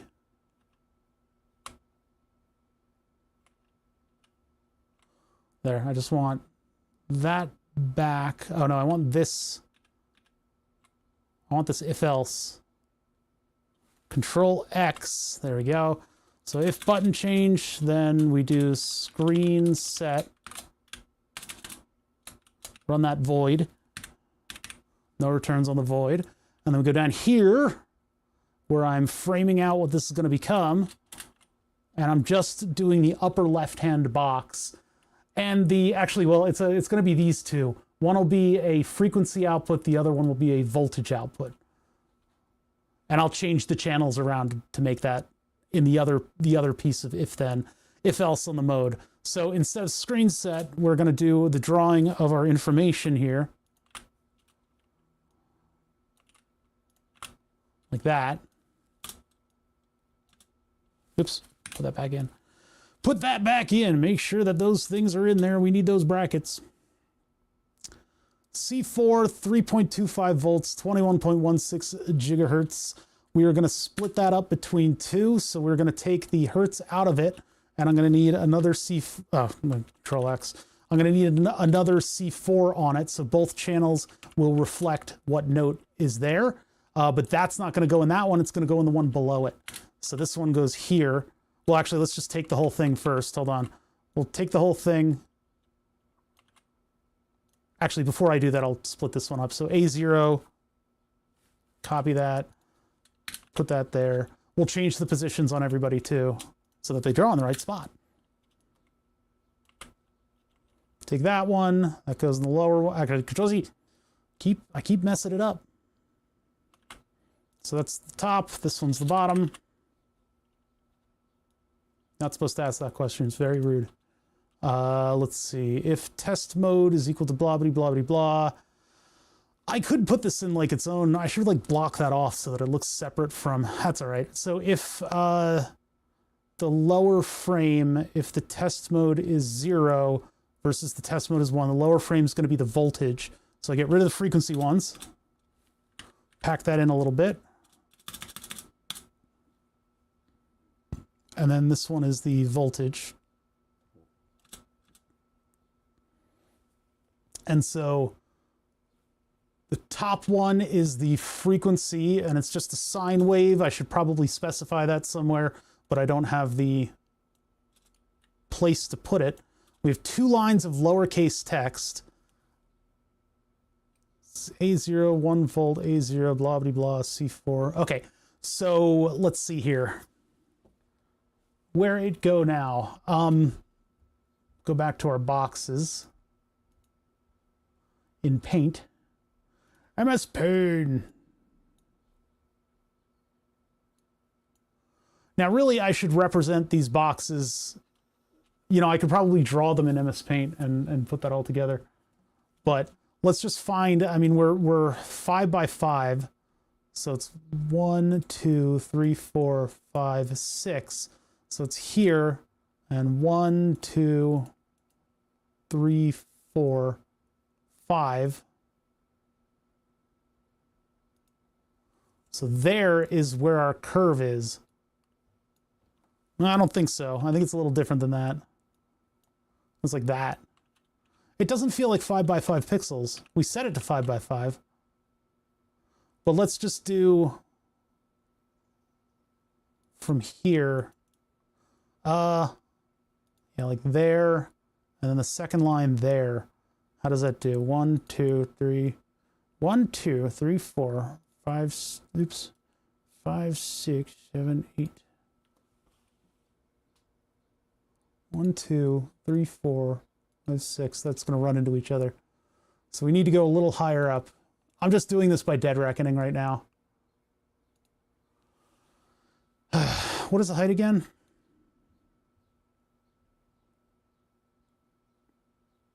$20. 16. There should be 4 lines that aren't used that we need to split into 2. So 2 above, or 1 above. So that's with 3, and then we have 1 extra pixel. But I guess does 20 include the frame itself? So I'm just going to dead reckon. Oh, but it's the bottom of the font. So if our font is off by 1, then it's 1, 2, oops, 1, 2, 3, 4, 5, 6, 7, 8. So this is where our first line should start. And this would be 627. So that would be 627 for the note. I guess I could get creative with the display and sort of like offset them if I really want. I already did that one. 627 for our top line.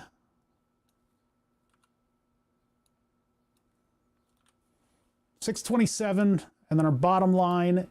I almost just closed that. My bottom line, well, if it's already 27, then 28 plus 8. Bring out the trusty calculator. Using those screen designing things is probably a good idea. So if we put 1 pixel in between the 2 lines, which there might already be anyway, but 1 pixel in between the 2 lines, that means we're 27, we start at 29, 29 plus 8. Let me tell you, if you got to do basic math on stream, it's just not going to work. 37.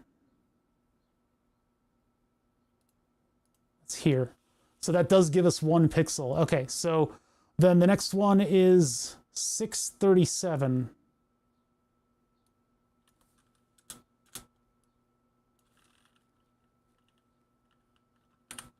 This is just for 1 text box. It's crazy.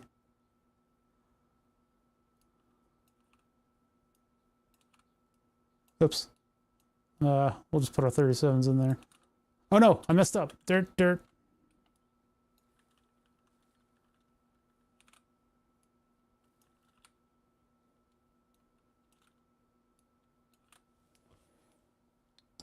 627, 637, 627, 637. That's the contents of 1 box. Oh, this is a different frame. Oh no, but that's the box below it. That's right. Yeah, this is the box below it. So I actually need to change stuff around a little bit. So hold on a second. I'm getting there. This would be in the same box. Hold on. Oh yeah, because upper and lower box are going to be different. So this needs to actually change to the higher order number box. Jeez. It's a thing. So that would be 660. 660, and this would be 50, right? 650. 60, and then 50. We're doing it. We're actually doing it. It's amazing. Streamer brain activated, math ability removed. It's true. As soon as the cameras start rolling and the pressure is on, even basic math is eluding me. I'm putting a lot of variables in my head because I'm bad at math. I am actually bad at math. I studied some very complicated math, and I was mostly successful in actually, learning things, but it was a struggle at times. Now, I guess anything goes in programming. I could tab indent this so that it's just under the purview of this. That was not what I expected. Control Z. Hold on. Can I just hit tab? There we go. Just so that it's under that box. It's that box's logic. That box's logic, obviously, in object-oriented programming, you don't want to have something like this where you're doing repetitious kind of tasks. I would rather have it assign, texts to the different modes that are going on. So it'd be like box 1 mode, box 2 mode, box 3 mode, and then the mode would dictate what the text is actually in there, depending on settings. And then I could use those same variables to write to the EEPROM so that when I start this thing up again, it works again. As a person that does Python, this indenting is hurting me. Yeah, well, you're going to have to deal with it. This is pain for you. This hurts you. Yeah, I know. Python is a totally different animal, though. This is C, so I can just make stuff, look good. Just as long as I got semicolons at the end of all of my lines. But again, we're just framing and testing stuff out. So I'm just kind of playing with this library so that I know how it works. Now, one day we will be programming in CircuitPython, and that will be the day that a few cogs break off of my wheel just from grinding the gears into a new mode. That happens all the time, and especially if you're looking to be an electrical engineer, Godspeed. You're probably not going to get a job in electrical engineering. Nobody does. Everybody gets a job in spreadsheet jockeying, but you will be expected as an engineer to be a jack off of all trades. And so if you're jacking off on all your trades, there's differences between all the different trades, all the different programs, all the different IDEs, all the different programming languages that a company will use vary widely. So be warned that you will have to learn the way a company does something, and it's going to be like walking through molasses. It's terrible. But you have to be able to do that. And generally, it's not that bad. I'm just kind of framing it up. So what are we doing? We are waveform 2. Button-ups are attached. Bounces are attached. Waveform 2 is going into... So either... We're probably going to have to find which one the waveform is and change it from waveform 1, 2, 3, 4. And I should probably rename them to waveform, upper left, center top. What even is the job market today? I saw a CS engineer put out using AI 10,000 applicants, and they got hilariously few back. They used an AI to do an AI interview and make the resumes and cater custom resumes. They sent out 10,000.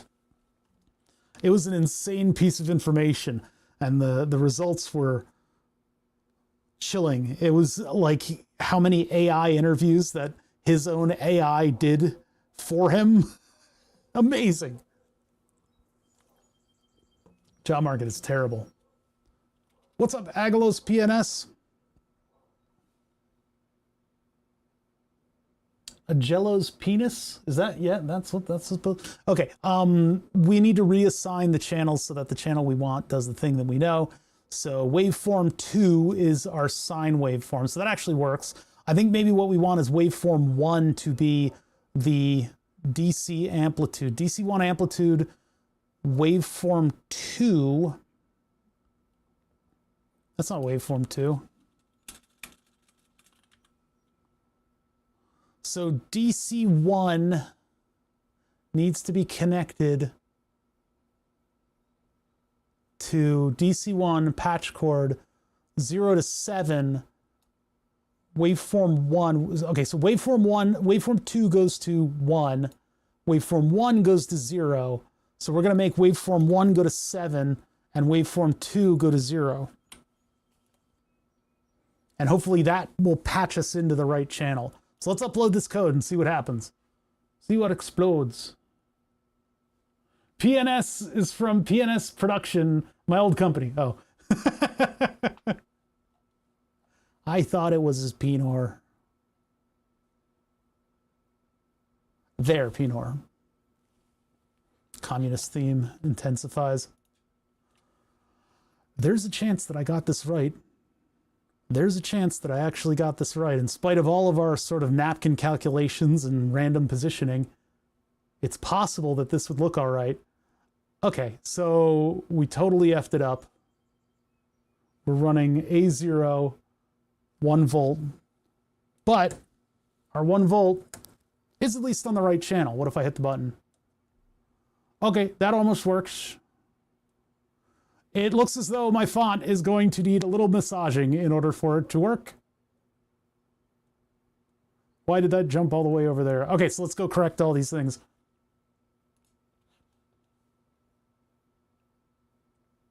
So if I put A0 up in the title space, that could work. But then my two channels would have to be associated with one another vertically. And I guess, I mean, I could put that together.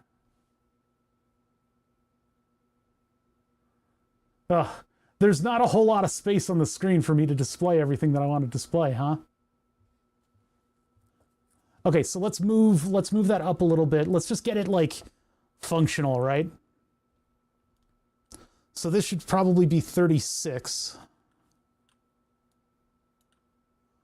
Oh, and this needs to be 6. That's why it's all the way over to the right. Oh no, those were fine. 37 was fine.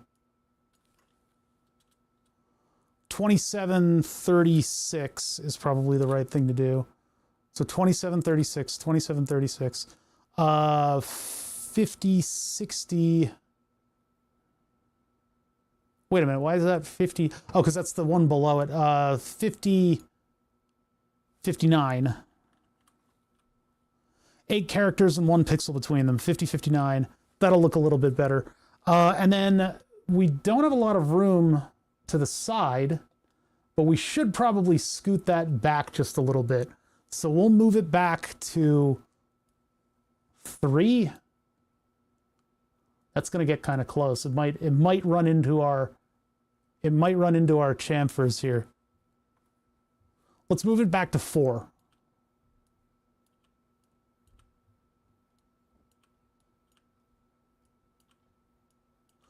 And then I've got to creatively think about how I can actually put all that text into the proper position. It's uploading right now. Oh, I also think I mixed up the two. No, they should be in the same. They should be the same. Mode 0 and mode 1.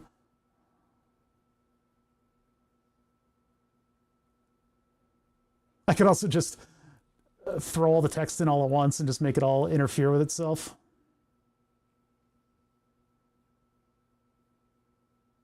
Okay. So that fits. That fits nicely. Could maybe massage it over, but then the 2 would clip.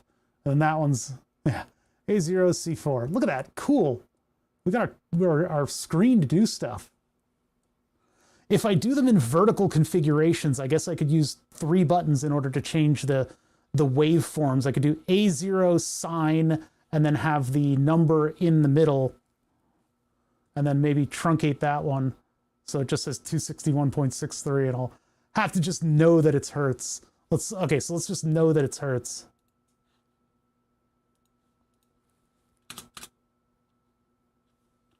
Wait, what did that say? Yeah, hertz. We'll just know. Well, that one can keep hertz, but this one will get rid of hertz because it's too long. 1, 2, 3. And do like 6 characters on this.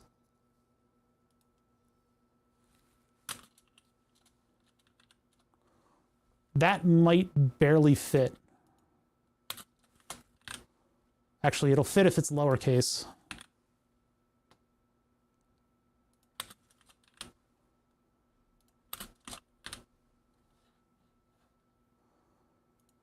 Let's see what that looks like. We're doing it. We're making a boring interface.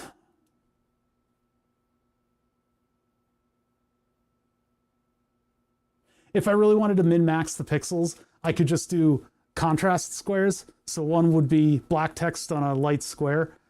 But I like being fancy.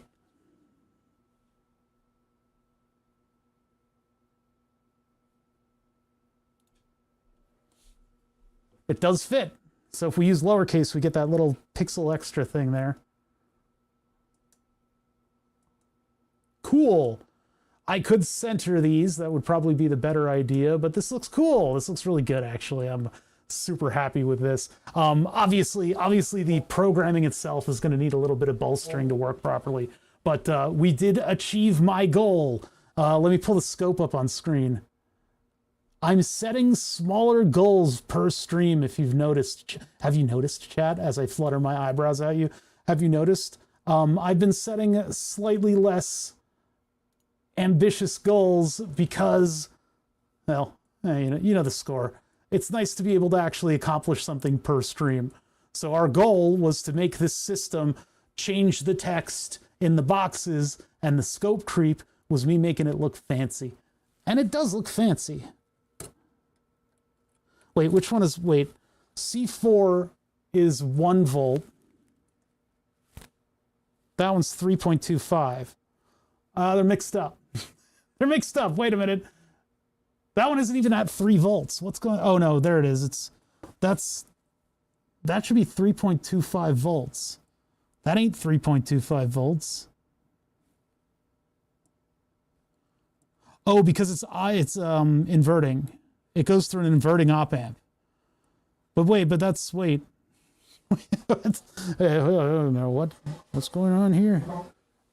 Why is that so wrong? Let's double check what our values are here when we actually put in the waveform sine, amplitude 0.99, DC amplitude negative 0.325. Amplitude of 1 should be 10 volts. So negative 0.325 should not, that should be well higher than what it is right now. Are we capable of actually doing this properly? Waveform 2 is 1 volt. So that would be negative 1. Where is that one? Negative 0.1. So that's 1 volt. Is that actually at 1 volt? Let's do a little math. Oh, and is my probe isn't like 1x or anything. It's literally just a BNC that I plugged into the system here. So, and we are getting our 15 volt input, right? Yeah, looks like we are. What if well, let me get USB off of this and see. Oh, everything went dead.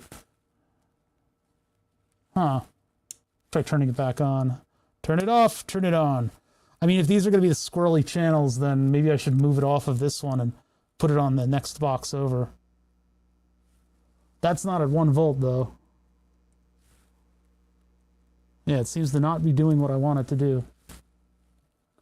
When it was plugged into the computer with the USB here, it's getting a good ground, apparently. But when it's on this thing, it's getting a noisy ground, and that's limiting the signals that are coming out of this particular channel. Let's move over to the next channel then. Let's move it over to the next bank of channels. So what I'm going to do is I'm going to take these and comment them out because I still want the positions of all the text and stuff. But let's take all of this code and we'll put it on this display area. And we'll take this code and we'll put it on the, oh wait, hold on. I'm lost. There we go. This one. And then I'm going to comment all this out. Comment all this out. And then we will move to our next one. So if our box was drawn at 43, 41, oh no, up here. Yeah, box is drawn at 1, we're at 4. So 43, oops, I commented the wrong one. Oh my God, is this guy even a programmer? What does he seem? He's hiding stuff from us. This is ridiculous. I can't stand for this. Okay, so 43. So 3 over 46. 47, no, 46, because this box is 1 pixel wider, which doesn't affect anything except that everything is slightly off center. It's just, we got to live with that. Okay, so we have now put our text into the center. We go back up here. And actually, let me make sure the right one's the right one. Oh, we need to flip the modes, actually. 1, 0, 1, 0, then 1, 0, 1, 0. Okay, so now those will display properly. We've got them in the right position. We got the right information on there.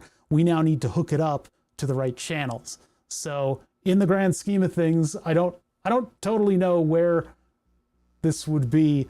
This is waveform 0 and 1 though. Or no, it's 1, 0. So maybe this one's waveform 2 and this one's waveform 3. I hope.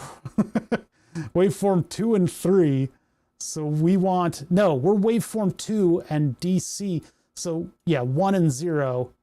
We want to be 2 and 3. Oh, but it skips that. It goes to 7, 4, 5, and 6. Oh, because the channel B is on a solder pad. We can't access channel B. All right, so channel B, so we want the centers. So I think that's 6 and 5. So we'll do 1 is equals, channel 1 was waveform 2, so upper right, 2 is equal to 0 is equal to lower right. So if the logic persists, that would mean channel 5 is equal to lower center, and 6, oh, 4 and 5. So that would mean the larger number is the upper one. So 5 would be upper center. This is where like a diagram would be better than describing it. 5 is upper center, 4 is equal to lower center, and then 7 is equal to upper right, 8 is equal to lower right. And I really should just call them the position. It should be called, like, instead of being called waveform 2, it should be called upper right, lower left, etc., etc. But this is where we're plugging the waveforms into stuff, so I know I got some of them. I might still be missing a couple. So what we'll want is we will want DC1 and waveform 2.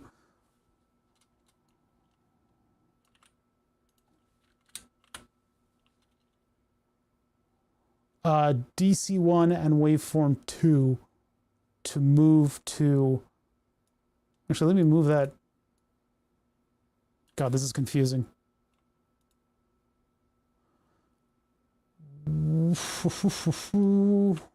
5, 1,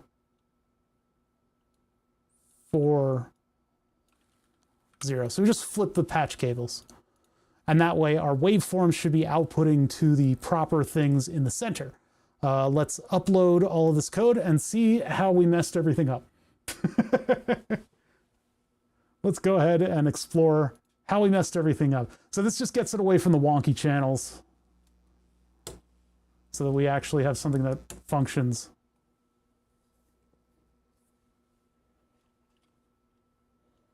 Oh, I have an idea.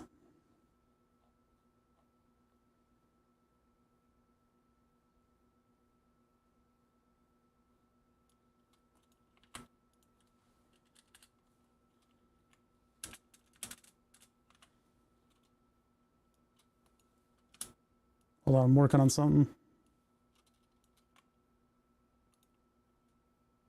No teensy port. Oops, hold on.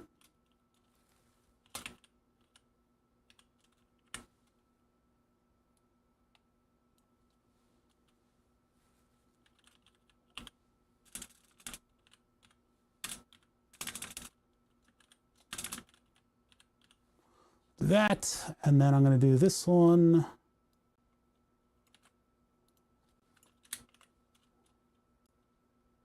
Just bear with me for a second here.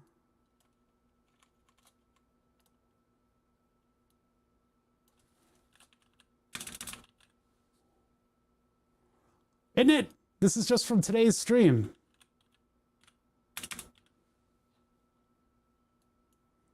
Okay, so now I need to actually plug in the TNC. So let's get out of the way a little bit here.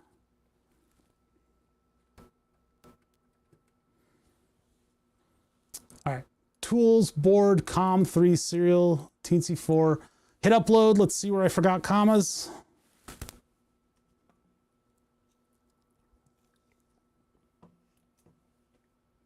Getting there, getting there, getting there.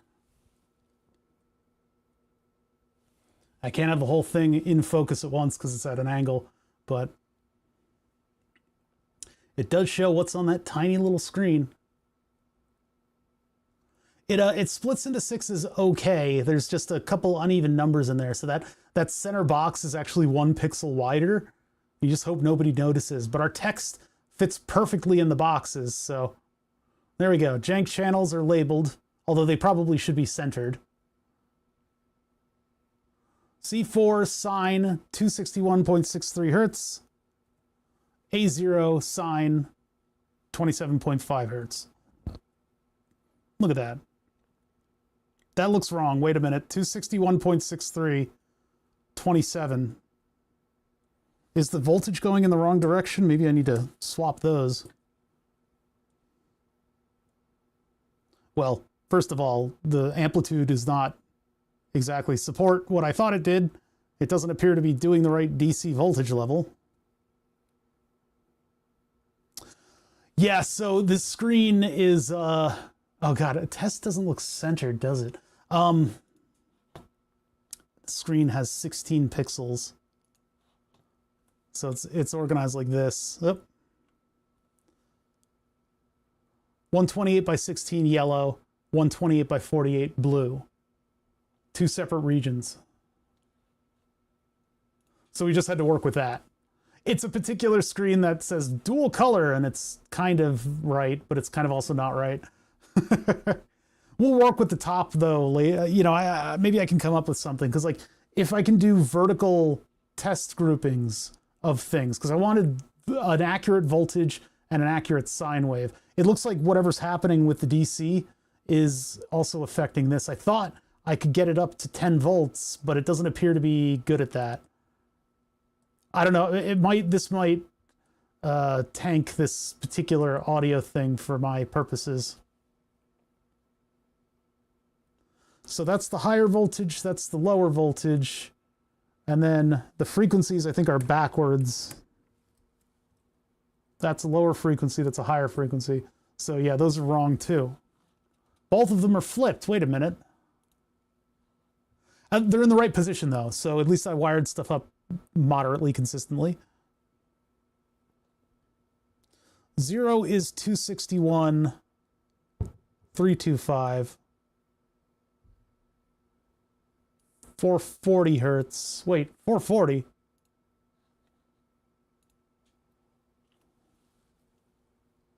$27.5 and 261. Why is it 4? Wait a minute, why is it 440?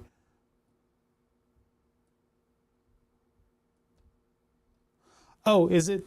No, it's not translated.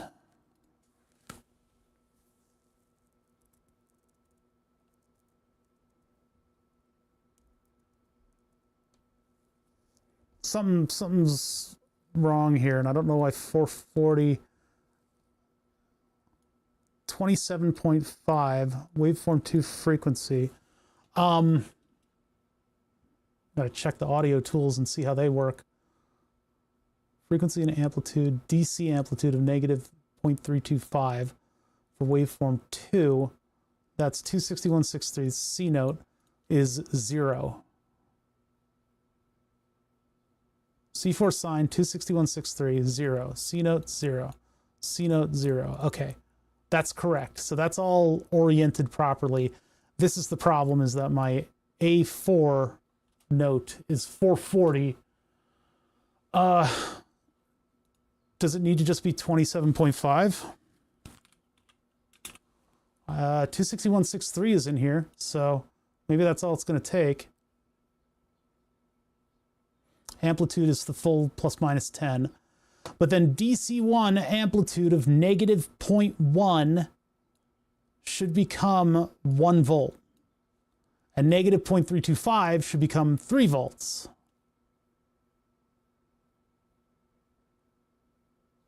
Let's check on that.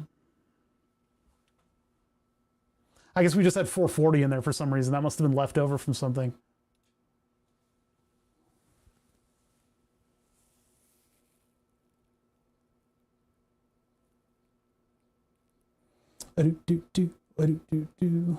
Four spaces or 5 spaces to the tab. Wars have been fought over smaller disagreements.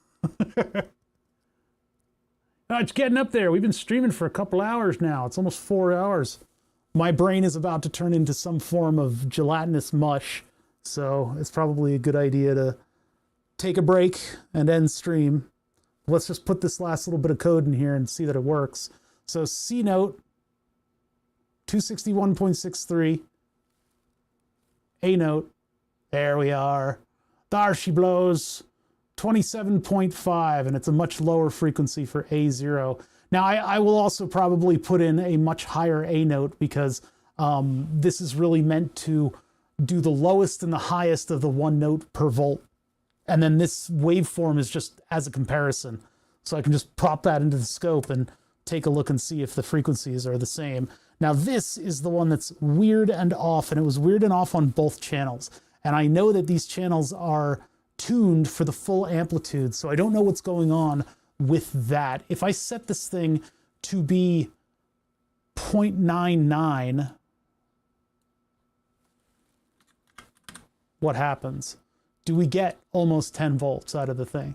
Because remember, the audio output is going into an operational amplifier that multiplies it by the right factor, so that if it's its full amplitude, which is somewhere around, plus minus 3 volts, it should do a full amplitude 10 volt. But then again, is there an offset in there? Is that, I think the audio driver goes plus and minus. So we are at C4. If we go to this one, way down there. So yeah, that's actually, that does work.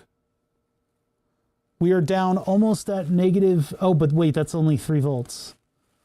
That is not the right voltage. Oh no, this one is set for 10 volts, that's right. Channel 3 is misleading. Yeah, here we go. So we're at negative, almost negative 10, 0.99. So if I make that, if I turn that back to, that's what was going on. So it was actually, we were actually doing the correct voltages. We were just looking at the wrong scale. That happens to me way too often with this stuff. With the oscilloscope, way too often this occurs. Jean Chanel. Wait, where's the scope? Bring that back. Yeah, so you can see right now that it's at, it can do negative 10. So the voltages we were seeing, I believe, were accurate. I tested it. It seemed to be pretty accurate for my scope's purposes. Yeah, see, the jump is much smaller. Let's zoom in a little bit. There we go. See, we're between 2 and 4 volts. When I go down there, it is close to 1 volt. Near enough as noise makes a difference, right? Not really 3.25. It doesn't really look like that. It should be a little higher up for a 3.25. Maybe that needs to be tuned, because if I go to the full amplitude, well, I don't know how many decimals this thing is accurate to, but it seems like everything is working great. That's beautiful. We can look at the frequencies are here. Yeah. Oh my God, it's 10 volts. There you go. Low frequency, high frequency. Well, C note. Boo, burr, boo, burr. Cool. Okay, so we're making progress.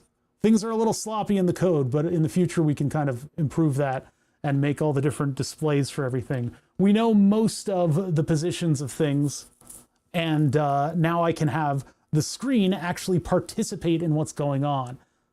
So I could probably have a button that changes mode, and then the 3 dual banks can be configured with one button individually. So one of them could be like 2 different triggers that are opposite of each other. One goes low, the other goes high. And when I hit the button, it'll manually trigger. Stuff like that.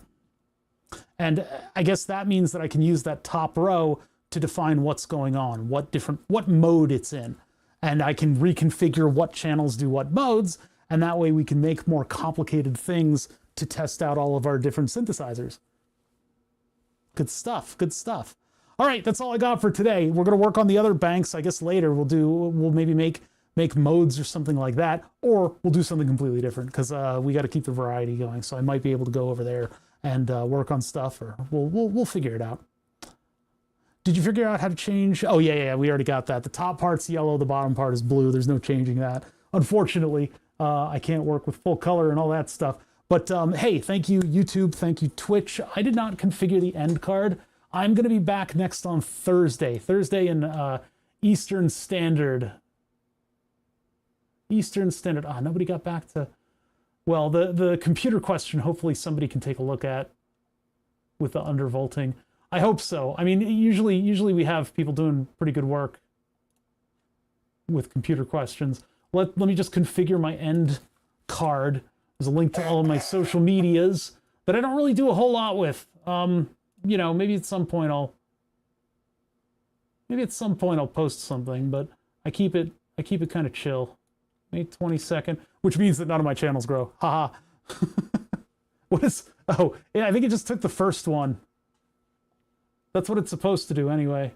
Or if the number's out of spec, it'll do a random one. Yeah, if it's not 0 to 9. So 1, 2, 2, 3, 4, 4 was not 0 or 9, so it probably did a random fart.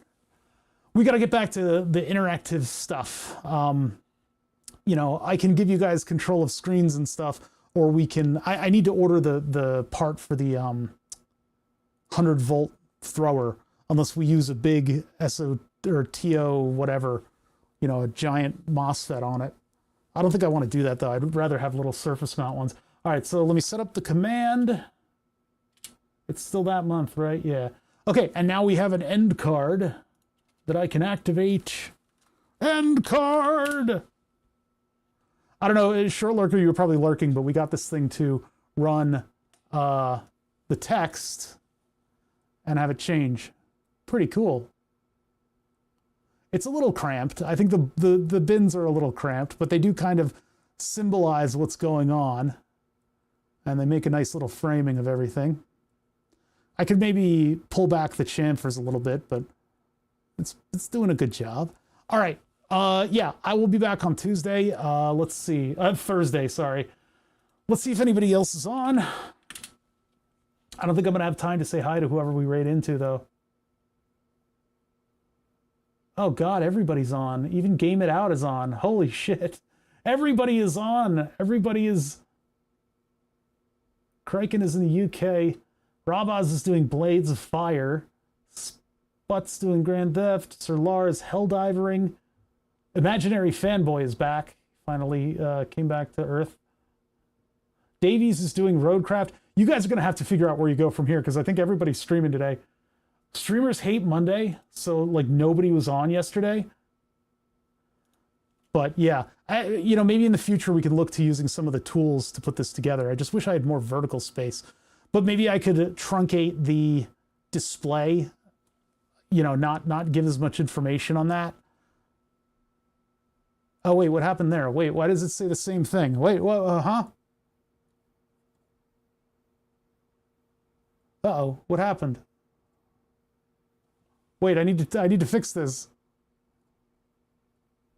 Oh, no, never mind, it works. Sorry, I thought I saw the same thing up at... Ah, I'm going insane. I'm starting to go insane. Okay, yeah, no, everything works. Everything works. Everything works. We're doing a good job. We're doing a good job. We're doing a good job. We did the end card. I did everything I need to do. I need to hit this button. Where is that? Hold on. Right